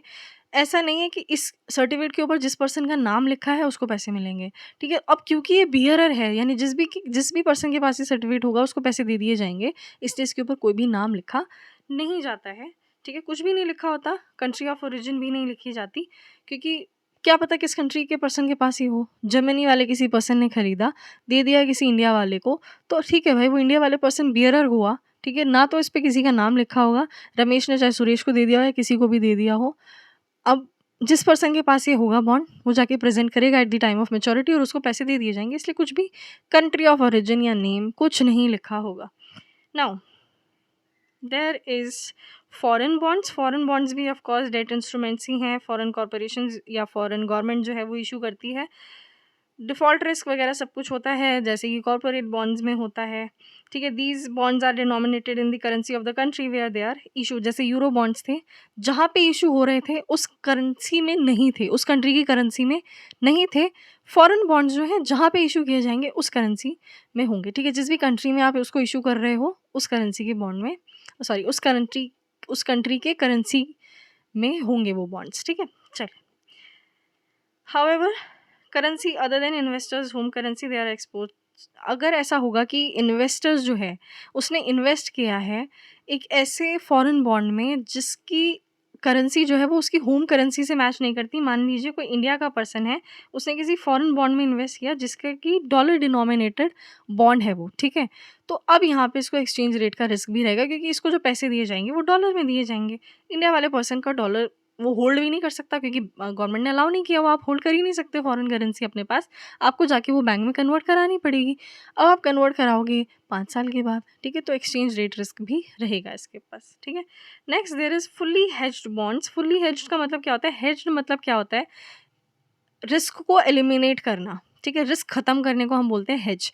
हम ऐसा कुछ ना कुछ प्रैक्टिस करते हैं, कुछ ऐसी ट्रांज़ैक्शन में एंटर करते हैं कि हमारा रिस्क ख़त्म हो जाए। तो बेसिकली होगा क्या, जैसे फॉरेन बॉन्ड्स में अभी मैंने बताया ना कि एक्सचेंज रेट रिस्क रहेगा किसको, जो भी इंडिया में मिस्टर ए मान लीजिए उन्होंने इन्वेस्ट किया था फॉरेन बॉन्ड्स में जो कि डॉलर डिनोमिनेटेड थे।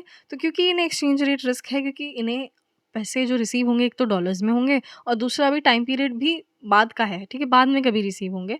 तो क्योंकि अभी टाइम है रिसीव होने में, तो इनको एक्सचेंज रेट रिस्क है। अब एक्सचेंज रेट रिस्क क्योंकि इन्हें हो रहा है, तो होगा क्या कि फुली हेज्ड बॉन्ड्स में बस ये एक्सचेंज रेट रिस्क को वो क्या कर देंगे, एलिमिनेट कर देंगे कि आपको कोई भी रिस्क नहीं होगा।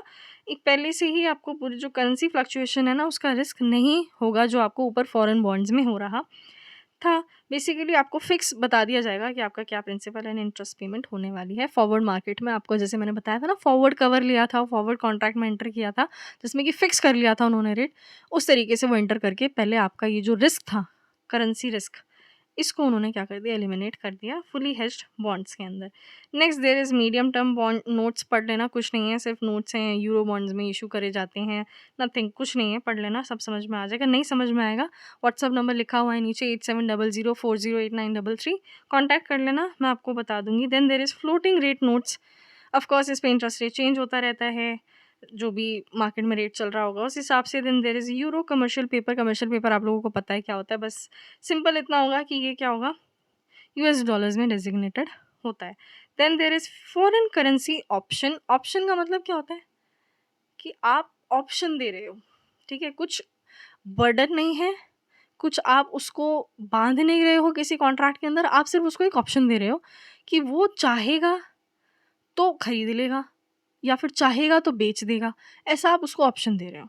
बेसिकली होगा क्या, फॉरेन करेंसी ऑप्शन एक आप अधिकार देते हो, अधिकार दे रहे हो किसी पर्सन को, ठीक है? बिल्कुल कोई ऑब्लिगेशन नहीं है उसकी, ऐसा नहीं है कि आप उस पे थोप रहे हो कोई चीज़, आप उसको सिर्फ ऑप्शन दे रहे हो, एक अधिकार दे रहे हो कि अगर वो चाहेगा तो खरीदेगा या फिर उसका मन होगा तो वो बेचेगा। क्या चीज़? Foreign currency at a certain specified price on और before a specified date. It provides hedge against financial and economical risk, ठीक है? यानी आपने क्या किया, मान लीजिए आपको कोई फॉरेन करेंसी लोन लेना था, ठीक है? या फिर आपको कोई फॉरेन करेंसी लोन लेना था, मान लीजिए रेट चल रहा था ₹90 ऑफ $1।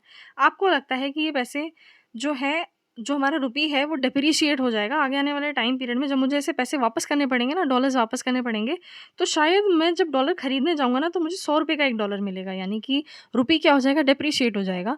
तो आप क्या कर रहे हो, अधिकार दे रहे हो सामने वाले को कि भाई अब वो ये रिस्क क्यों लेना चाहेगा, ठीक है? ये रिस्क उसको नहीं लेना, तो बेसिकली वो क्या करेगा, एक ऑप्शन परचेज़ कर लेगा, ठीक है? जिसमें कि सामने वाला पर्सन उस पर्सन को, यानी ये जो मिस्टर ए है मान लीजिए, मिस्टर ए एक किसी पर्सन के साथ यानी मिस्टर बी के साथ एक कॉन्ट्रैक्ट में एंटर कर लेंगे, ऑप्शन कॉन्ट्रैक्ट होगा जो कि, ठीक है? जिसमें कि मिस्टर बी मिस्टर ए को अधिकार दे रहे हैं कि वो जब चाहेंगे 3 महीने के बाद 3 महीने के बाद अगर वो चाहेंगे तो, ठीक है? वो $1 रुपीज़ 95 में खरीद सकते हैं मुझसे, ठीक है? ऑफ़ कोर्स वो बेचेंगे नहीं, ऐसा कोई कॉन्ट्रैक्ट होता नहीं है। इनके पास भी डॉलर नहीं होंगे कि ऑफ़ कोर्स ये डॉलर खरीद के इसको पैसा नहीं देने वाले, ऐसा कुछ नहीं होता। सिर्फ़ एक कॉन्ट्रैक्ट होता है जिसमें कि जो बेनिफिट होता है ना, जो प्रॉफ़िट है या लॉस है, सिर्फ़ उसका सेटलमेंट ये लोग कर लेते हैं। फाइनल में है पूरा का पूरा, एज़ सच इन डेप्थ समझने की ज़रूरत नहीं है। बस मैं एक बार और रिपीट कर देती हूँ। हो रहा क्या है कि मान लीजिए कोई एक पर्सन है जिसे कि अभी पता है कि डॉलर का रेट चल रहा है rupees 1 is equals to sorry $1 is equals to rupees 90 which is mister A. Mister A को ये डाउट है कि ऐसा ना हो जाए कि $1 रुपीज़ 100 का हो जाए, ठीक है? अब इन्हें ये हेज करना है, रिस्क थोड़ा कम करना है या एलिमिनेट करना है, ज़ीरो करना है रिस्क को।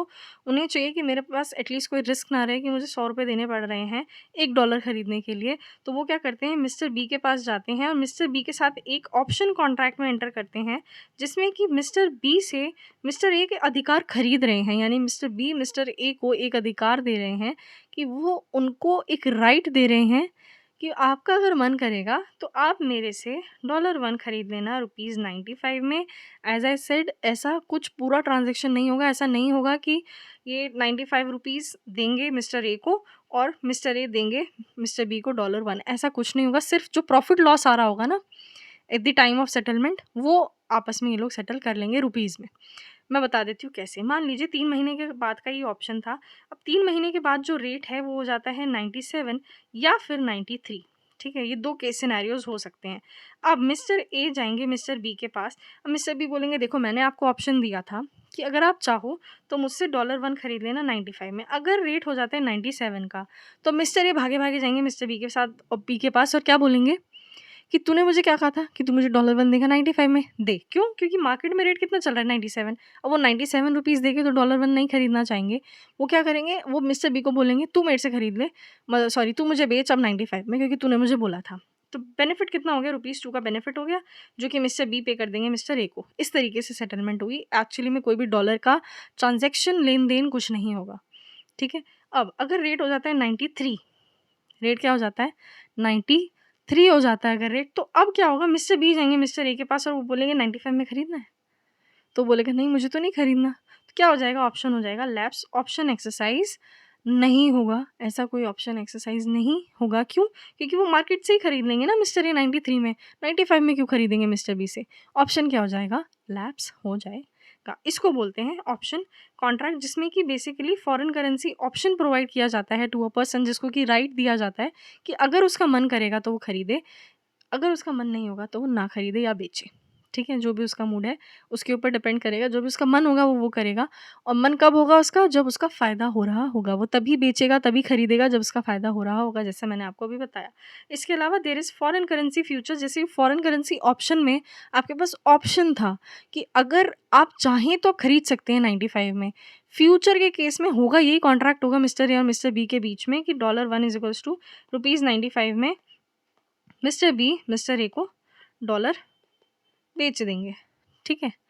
लेकिन पॉइंट क्या है कि फ्यूचर के केस में क्या होगा, अब चाहे रेट 93 हो या 97 हो, कुछ भी हो, मिस्टर ए को मिस्टर बी से 95 के रेट पे ही खरीदना पड़ेगा। अब चाहे मिस्टर ए का फ़ायदा हो रहा हो या लॉस हो रहा हो, यानी कि कोई ऑप्शन नहीं है। Now this is an obligation, ठीक है? आपको समझ में आ गया होगा। Then there is foreign euro bonds, अब पढ़ लेना, ऐसा कुछ भी नहीं है। इसमें बहुत सारी कंट्रीज़ होती हैं, डोमेस्टिक कैपिटल मार्केट्स होती हैं। बेसिकली है क्या, सब कंट्रीज़ हैं उनकी डोमेस्टिक कैपिटल मार्केट्स हैं, उनमें वो क्या करते हैं अपने-अपने जो फॉरेन बॉन्ड्स हैं, मतलब फॉरेन इन्वेस्टर्स हैं उनके लिए अपने-अपने बॉन्ड्स इश्यू करती है, नथिंग डिफरेंट, ठीक है, कुछ ऐसा सच न्यू नहीं है, पढ़ लेना समझ में आ जाएगा। Then there is euro convertible bonds जो कि कन्वर्ट हो जाएँगे इनटू इक्विटी शेयर्स। आपको पहले से ही इक्विटी शेयर्स बता दिए जाते हैं कि किस प्राइस पे इश्यू किए जाएँगे, कितने नंबर ऑफ इक्विटी शेयर्स दिए जाएँगे। इसके अंदर कॉल ऑप्शन भी वो रख सकते हैं। कॉल ऑप्शन मतलब क्या होता है कि कंपनी के पास ऐसा अधिकार रहेगा कि वो जब चाहेगी, वो अपने जो बॉन्ड्स उसने इश्यू किए हुए हैं उनको रिडीम कर लेगी, यानी कि फिर वो कन्वर्ट नहीं होंगे इनटू इक्विटी शेयर्स, ठीक है? या फिर पुट ऑप्शन भी दे सकती है। कॉल ऑप्शन क्या होता है, जैसे अभी मैंने ऑप्शन बताया ना कि right to buy, right to sell मिलता है, ठीक है? राइट टू बाय और राइट टू सेल, यानी अगर उसका मन होगा तो खरीदेगा, मन होगा तो वो बेचेगा, ठीक है? इसी तरीके से कॉल ऑप्शन का मतलब क्या हुआ, right to buy, right to buy, ठीक है? एंड पुट ऑप्शन क्या होता है, राइट टू सेल। अब राइट टू बाय तो कौन रखेगा? अगर खरीदना है तो खरीदने का अधिकार किसके पास रहेगा? कंपनी के पास, क्योंकि कंपनी ने बॉन्ड्स इशू किए हैं। कंपनी ने बॉन्ड्स इशू किए हैं, तो मैच्योरिटी पे या मैच्योरिटी से पहले ये अधिकार किसके पास रहना चाहिए कि वो वापस खरीद सकता है? कंपनी के पास। तो या तो कंपनी अपने पास एक कॉल ऑप्शन रख सकती है, यानी राइट टू बाय रख सकती है कि भई मेरा जब मन चाहेगा मैं मैच्योरिटी पीरियड से पहले रिडीम कर लूँगी इन बॉन्ड्स को, या फिर वो कस्टमर को पुट ऑप्शन दे सकती है। कस्टमर को क्या दे सकती है? पुट ऑप्शन दे सकती है। पुट ऑप्शन मैंने बताया राइट टू सेल। अब सेल कौन करेगा? है किसके पास बॉन्ड्स? इन्वेस्टर के पास, कस्टमर के पास। तो इन्वेस्टर जो है उसको मिलेगा पुट ऑप्शन, यानी कि पुट ऑप्शन में कंपनी क्या बोलेगी कि आपको अधिकार दिया जा रहा है, अगर आपका मन करेगा तो आप during the life of the bond अपना ये जो बॉन्ड है उसको बेच सकते हो, और मैं लायबल हूँ खरीदने के लिए, मुझे वो खरीदना पड़ेगा, ठीक है? Then there is euro convertible zero bonds, पढ़ लेना, कुछ नहीं है ऐसा जिसमें एक मतलब प्री डिटरमाइंड रेट पे क्या हो जाएगा, कन्वर्ट हो जाएगा, कोई इंटरेस्ट इस पे पे नहीं किया जाएगा। Then there is euro bonds with equity warrants, कुछ नहीं है, वारंट्स आपको दिए जाएंगे विद यूरो बॉन्ड्स, जिसमें कि आप क्या कर सकते हो, डिटैचेबल होते हैं। प्योर बॉन्ड्स आप डिस्काउंट पे इशू कर सकते हो। डिटैचेबल मतलब वारंट्स अलग से दे सकते हो जिनके अगेंस्ट आपको इक्विटी शेयर्स इशू हो जाएंगे, और प्योर बॉन्ड्स जो हैं वो डिस्काउंट पे आप इशू कर सकते हो। पढ़ लेना, ऐसा कुछ भी नहीं है। Then there is ESG bonds, यानी कि environment social government link bonds क्या होते हैं? बेसिकली अब जो बिजनेसेस हैं उनका जो पूरा का पूरा फोकस है वो है एनवायरनमेंट के ऊपर, जो सस्टेनेबल ग्रोथ है उसके ऊपर। सस्टेनेबल मतलब जो एनवायरनमेंट को, सोशली लोगों को इम्पैक्ट नहीं कर रही है, ऐसी ग्रोथ, ठीक है? ऐसा नहीं है कि भई जंगल काटे जा रहे हो, ठीक है? पेड़ काटे जा रहे हो, पॉल्यूट कर रहे हो पूरे जो भी एरिया में जिस भी आप काम कर रहे हो, उस वो सारी चीज़ें करने के बाद आप ग्रो कर रहे हो, ठीक है? अब ये सब नहीं है, आप क्या है, सस्टेनेबल ग्रोथ चाहिए कि भई आप जितना एनवायरनमेंट को बचा सकते हो, जितना आप सोशली लोगों के लिए हेल्पफुल रह सकते हो, जितना अच्छा आप काम कर सकते हो, उतना अच्छे से आप काम करके ग्रोथ लेके आओ, उस चीज़ पे ज़्यादा फोकस है।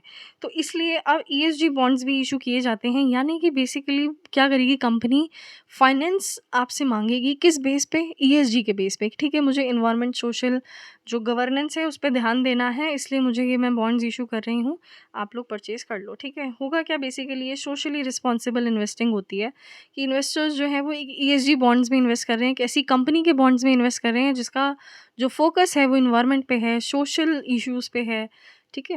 इन सब चीज़ों पे उनका ध्यान है, तो बेसिकली सोशल रिस्पॉन्सिबल इन्वेस्टमेंट बन जाती है फॉर एन इन्वेस्टर, ठीक है?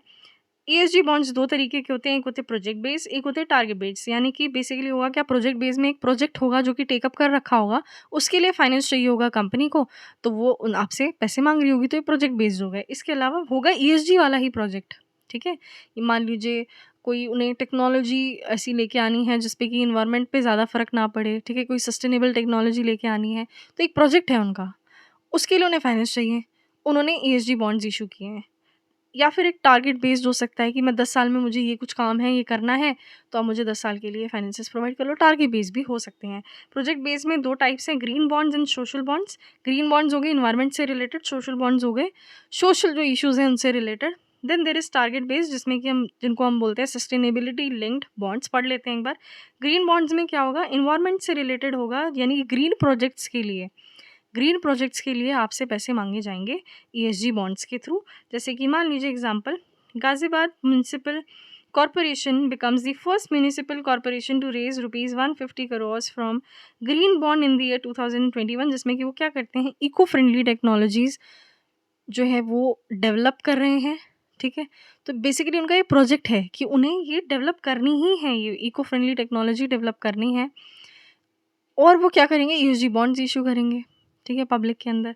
तो ये प्रोजेक्ट बेस्ड हो गया। Then there is social bond. Social bonds मैंने आपको बताया, ये तो एनवायरमेंटल बेस्ड हो गया, ये सोशल इश्यूज़ पे बेस्ड हो गया, जैसे कि एनिमल वेलफेयर के लिए काम कर रहे हो, या फिर इक्वालिटी के लिए काम कर रहे हो, ह्यूमन राइट्स के लिए काम कर रहे हो। जैसे वैक्सीन बॉन्ड्स हो गए या सोशल बॉन्ड्स हो गए, जिसमें कि आप वल्नरेबल चिल्ड्रंस के लिए या फिर एनिमल्स के लिए, किसी भी चीज़ के लिए क्या कर रहे हो, जो लोअर इनकम कंट्रीज़ हैं उनमें काम करने के लिए आप क्या कर रहे हो, ईएसजी बॉन्ड्स इशू कर रहे हो। आपका प्रोजेक्ट है कि आपको एनिमल वेलफेयर के लिए काम करना है या कुछ भी है, आप उसके लिए ईएसजी बॉन्ड्स इशू करके पैसे जो हैं वो मंगा रहे हो फ्रॉम दी इन्वेस्टर्स, ठीक है। Then there is sustainability linked bonds, जिसमें कि दोनों ही, जैसे ग्रीन प्रोजेक्ट्स हैं हमारे, या फिर जो ग्रीन बॉन्ड्स हैं, सोशल बॉन्ड्स हैं, उन दोनों का क्या है, ये एक तरीके से कॉम्बिनेशन है, जिसमें कि ये कोई प्रोजेक्ट बेस भी नहीं है, ठीक है, बट ऐसा भी नहीं है कि सोशल इश्यूज़ के ऊपर नहीं हो सकता, ठीक है ना। मतलब दोनों ही चीज़ इसके अंदर इंक्लूडेड है। सोशल बॉन्ड भी के भी फीचर्स हैं इसके अंदर, और ग्रीन बॉन्ड के भी फीचर्स हैं। होगा क्या, बेसिकली स्पेसिफिकली किसी प्रोजेक्ट के लिए नहीं है, क्योंकि ये टारगेट बेस्ड होते हैं। जैसे मान लीजिए कार्बन एमिशन को रिड्यूस करने के लिए उन्होंने क्या किया, 10 साल के लिए एक बॉन्ड इशू किया है, और उन्होंने बोला 10 साल तक जो कार्बन एमिशन है मैं उसको जो रिड्यूस है उसको करने की कोशिश करूँगी, ठीक है। ऐसी कंपनी है, ठीक है। तो उनका क्या है, टारगेट बेस्ड वर्क है कि 10 साल तक उनको क्या करना है, कार्बन एमिशन रिड्यूस करना है। तो प्रोजेक्ट उन्होंने कोई टेकअप नहीं किया कि हमें ये काम करना ही करना है, ठीक है। उन्होंने क्या किया, टारगेट है उनका 10 साल में उन्हें जो कार्बन एमिशन है उसको रिड्यूस करना है, उन्होंने वो टेकअप किया। बेसिकली करते क्या है, जो कॉर्पोरेट पर्पस जो होता है ना, उनका ये होता है कि उनको उनका जो की परफॉर्मेंस इंडिकेटर है वो मिल जाए। की परफॉर्मेंस इंडिकेटर एक मेजरेबल वैल्यू होती है, जिसको आप मेजर कर सकते हो, ठीक है, कि कितना अच्छा काम कर रही है कॉर्पोरेट, ठीक है। तो वो अच्छा काम को दिखाने के लिए, उस अच्छे काम को दिखाने के लिए कंपनी जो है ये वाला जो बॉन्ड है ना, सस्टेनेबिलिटी लिंक बॉन्ड्स, वो इशू करती है, जिसमें कि वो green bonds and social bonds दोनों के फीचर्स इंक्लूडेड होते हैं। टारगेट बेस्ड वो काम करती है, कोई प्रोजेक्ट टेकअप नहीं कर रही, बस अपना की परफॉर्मेंस इंडिकेटर को अच्छा दिखाने के लिए वो ये काम कर रही होती है, ठीक है। चलिए, आई होप आप लोगों को समझ में आ गया होगा। इसके बाद there is euro issues by Indian companies. अब इंडियन कंपनीज़ भी ऑफ कोर्स कर सकती हैं आउटसाइड द होम कंट्री, अगर उनको फॉरेन करेंसी इशू करनी है तो वो भी अपने बॉन्ड्स वगैरह इशू कर सकती है। अब वो बॉन्ड्स इशू करती कैसे है, through the global depository receipts and American depository receipts, यानी कि एक्सचेंज के थ्रू ही तो इशू करेगी ना, किसी एक्सचेंज में ही अपने बॉन्ड्स इशू करेगी इंडियन कंपनी। तो वो जीडीआर या एडीआर के थ्रू अपने बॉन्ड्स इशू कर सकती हैं इनटू फॉरेन मार्केट्स या फॉरेन इन्वेस्टर्स, कुछ भी कह लो, ठीक है। तो बेसिकली पढ़ लो, अमेरिकन डिपॉजिटरी रिसीट क्या था, यूएस एक्सचेंज में लिस्ट कर लेती है इंडियन कंपनी और अपने बॉन्ड्स इशू कर देती है। बट होता क्या था कि जो बेसिकली जो अमेरिकन डिपॉजिटरी रिसीट थी, वो जो कंपनीज थी ना, इंडियन कंपनीज, उनको ज़्यादा पसंद नहीं आई, उनको वो जीडीआर की तरफ शिफ्ट हो गए, ठीक है। जो ग्लोबल डिपॉजिटरी रिसीट्स हैं उनकी तरफ वो जो उसमें लिस्ट होने ज़्यादा शुरू हो गए। क्यों? क्योंकि जो एडीआर्स थे ना, वो बहुत ज़्यादा स्ट्रिंजेंट थे, मतलब बहुत ज़्यादा स्ट्रिक्ट उनके रूल्स थे, ऑनरस कॉन्ट्रैक्ट्स थे। ऑनरस मतलब क्या होता है, जैसे बेनिफिट कम है, ठीक है, कॉस्ट ज़्यादा आ रही है उनकी।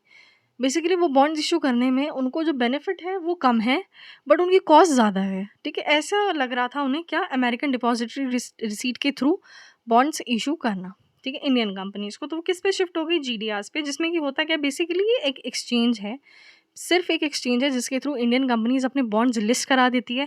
जैसे मान लीजिए नैस्डैक है, ठीक है। तो नैस्डैक में क्या होगा, जो इंडियन कंपनी है वो क्या करेगी, नैस्डैक में लिस्ट करा लेगी खुद को और अपने बॉन्ड्स लिस्ट कराएगी, ठीक है, बॉन्ड्स इशू कर दिए। अब क्योंकि नैस्डैक क्या है, एक फॉरेन एक्सचेंज है, एक्सचेंज आप समझ में आ रहा होगा ना, एनएससी बीएससी जैसे एक्सचेंज है, वैसे ही नैस्डैक भी एक एक्सचेंज है। तो वो क्या करेगा, उसने इशू कर दिए ना बॉन्ड्स, इंडियन कंपनी ने अपने बॉन्ड्स इशू कर दिए थ्रू दिस एक्सचेंज, इस एक्सचेंज में लिस्ट हो गए इसके बॉन्ड।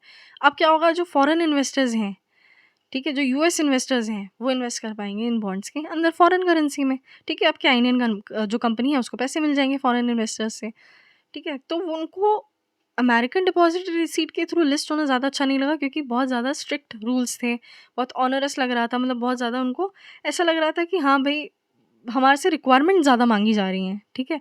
जैसे कि एक रिक्वायरमेंट क्या थी कि आपको fully, half yearly and quarterly accounts बनाने पड़ेंगे हर एक चीज़ के, कि आपने कौन कौन से बॉन्ड्स इशू करे, आपको कितने पैसे रिसीव हुए, वो भी यूएस अकाउंटिंग स्टैंडर्ड्स के से जो है रिकनसाइल करके, मतलब उस अकॉर्डिंग आपको बनाने पड़ेंगे, ठीक है? तो बहुत ज़्यादा उनको ऐसा लग रहा था कि बेनिफिट तो इतना हो नहीं रहा, कॉस्ट ज़्यादा हो रही है, तो उन्होंने ग्लोबल डिपॉजिटरी रिसीट को चूज़ करना ज़्यादा बेटर समझा।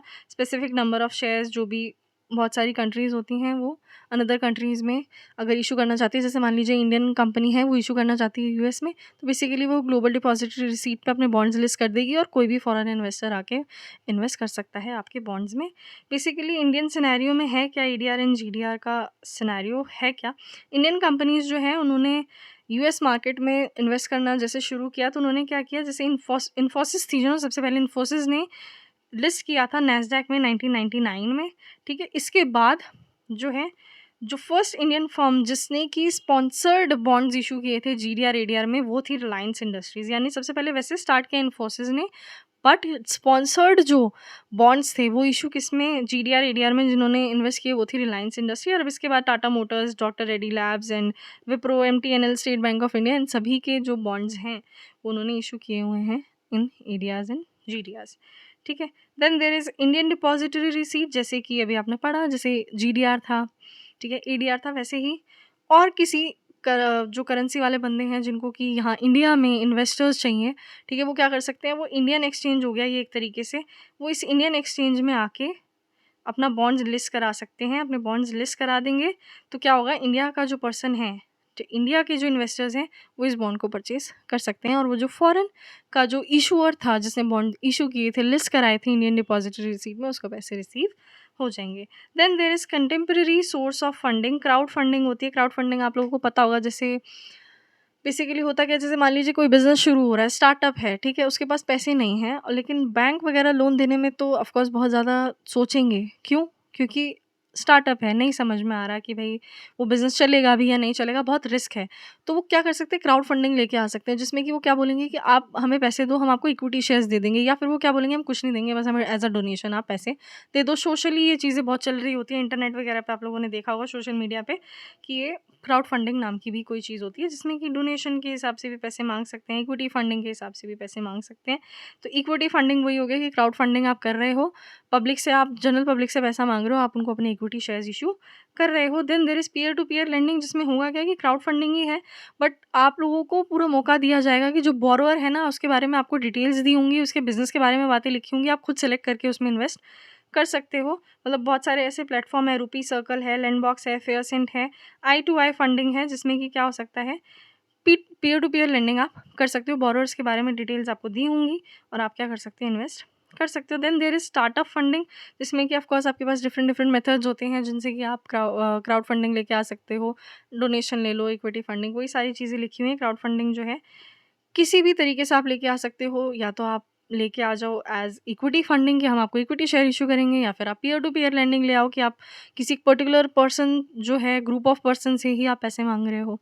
ठीक है? इसके अलावा there is donation based crowd funding, जैसे मैंने आपको बता दिया कि आप उनको बोल रहे हो कि हम ना आपको इक्विटी शेयर दे रहे हैं, ना कुछ दे रहे हैं। एज़ अ डोनेशन बस आप लोग हमको पैसे दे दो। सोशली आपने इंटरनेट वगैरह पे भी देखा होगा। बेसिकली ये बिज़नेस के लिए भी आप फाइनेंस ले लेते हो एज़ क्राउड फंडिंग डोनेशन के हिसाब से, या फिर मेडिकल एक्सपेंसेस वगैरह बियर करने के लिए भी यूजुअली आप लोगों ने देखा होगा कि क्राउड फंडिंग का यूज़ किया जाता है। जैसे कि बहुत सारे ऐसे क्राउड फंडिंग के अब प्लेटफ़ॉर्म्स अवेलेबल हैं, जैसे कि गोफंडमी है, जिसमें कि आप फाइनेंशियली अगर आप वीक हैं, आपको एजुकेशन के लिए या मेडिकल एक्सपेंसेस के लिए पैसे चाहिए, तो आपको मिल जाएँगे। इसके अलावा कीटो है, कीटो आप समझ जाएँगे, बात वो नाम से ही समझ में आ रहा होगा कि मेडिकल नीड्स के लिए अगर आपको पैसे चाहिए, या फिर फ्यूल अ ड्रीम, जिसमें कि आप कोई भी चैरिटी प्रोजेक्ट या किसी न्यू आइडिया के लिए, स्टार्टअप फाइनेंस वगैरह के लिए आप पैसे रेज़ कर सकते हैं। ठीक है? इसी के साथ हमारा जो ये चैप्टर है टाइप्स ऑफ फाइनेंसिंग, वो फाइनली आज ख़त्म हो गया है। ठीक है? आप लोग बहुत रिक्वेस्ट कर रहे थे कि आगे की वीडियोज़ बनाओ। मैं कोशिश करूँगी कि इसके बाद जो इंटरमीडिएट के एटलीस्ट वीडियोज़ हैं वो रेगुलर रहें। आई होप आप लोगों को सारी चीज़ें बहुत अच्छे से समझ में आ गई होंगी। चैप्टर में जितनी सारी चीज़ें थी आपको क्लियर हो गई होंगी। इन केस आपको कोई भी डाउट है तो व्हाट्सएप नंबर दिया हुआ है, प्लीज़ आप कनेक्ट कर लेना, और कोई भी डाउट आपका होगा मैं वो क्लियर कर दूँगी। चलिए, नेक्स्ट चैप्टर स्टार्ट करेंगे नेक्स्ट वीडियो में, तब तक के लिए गुड बाय, टेक केयर।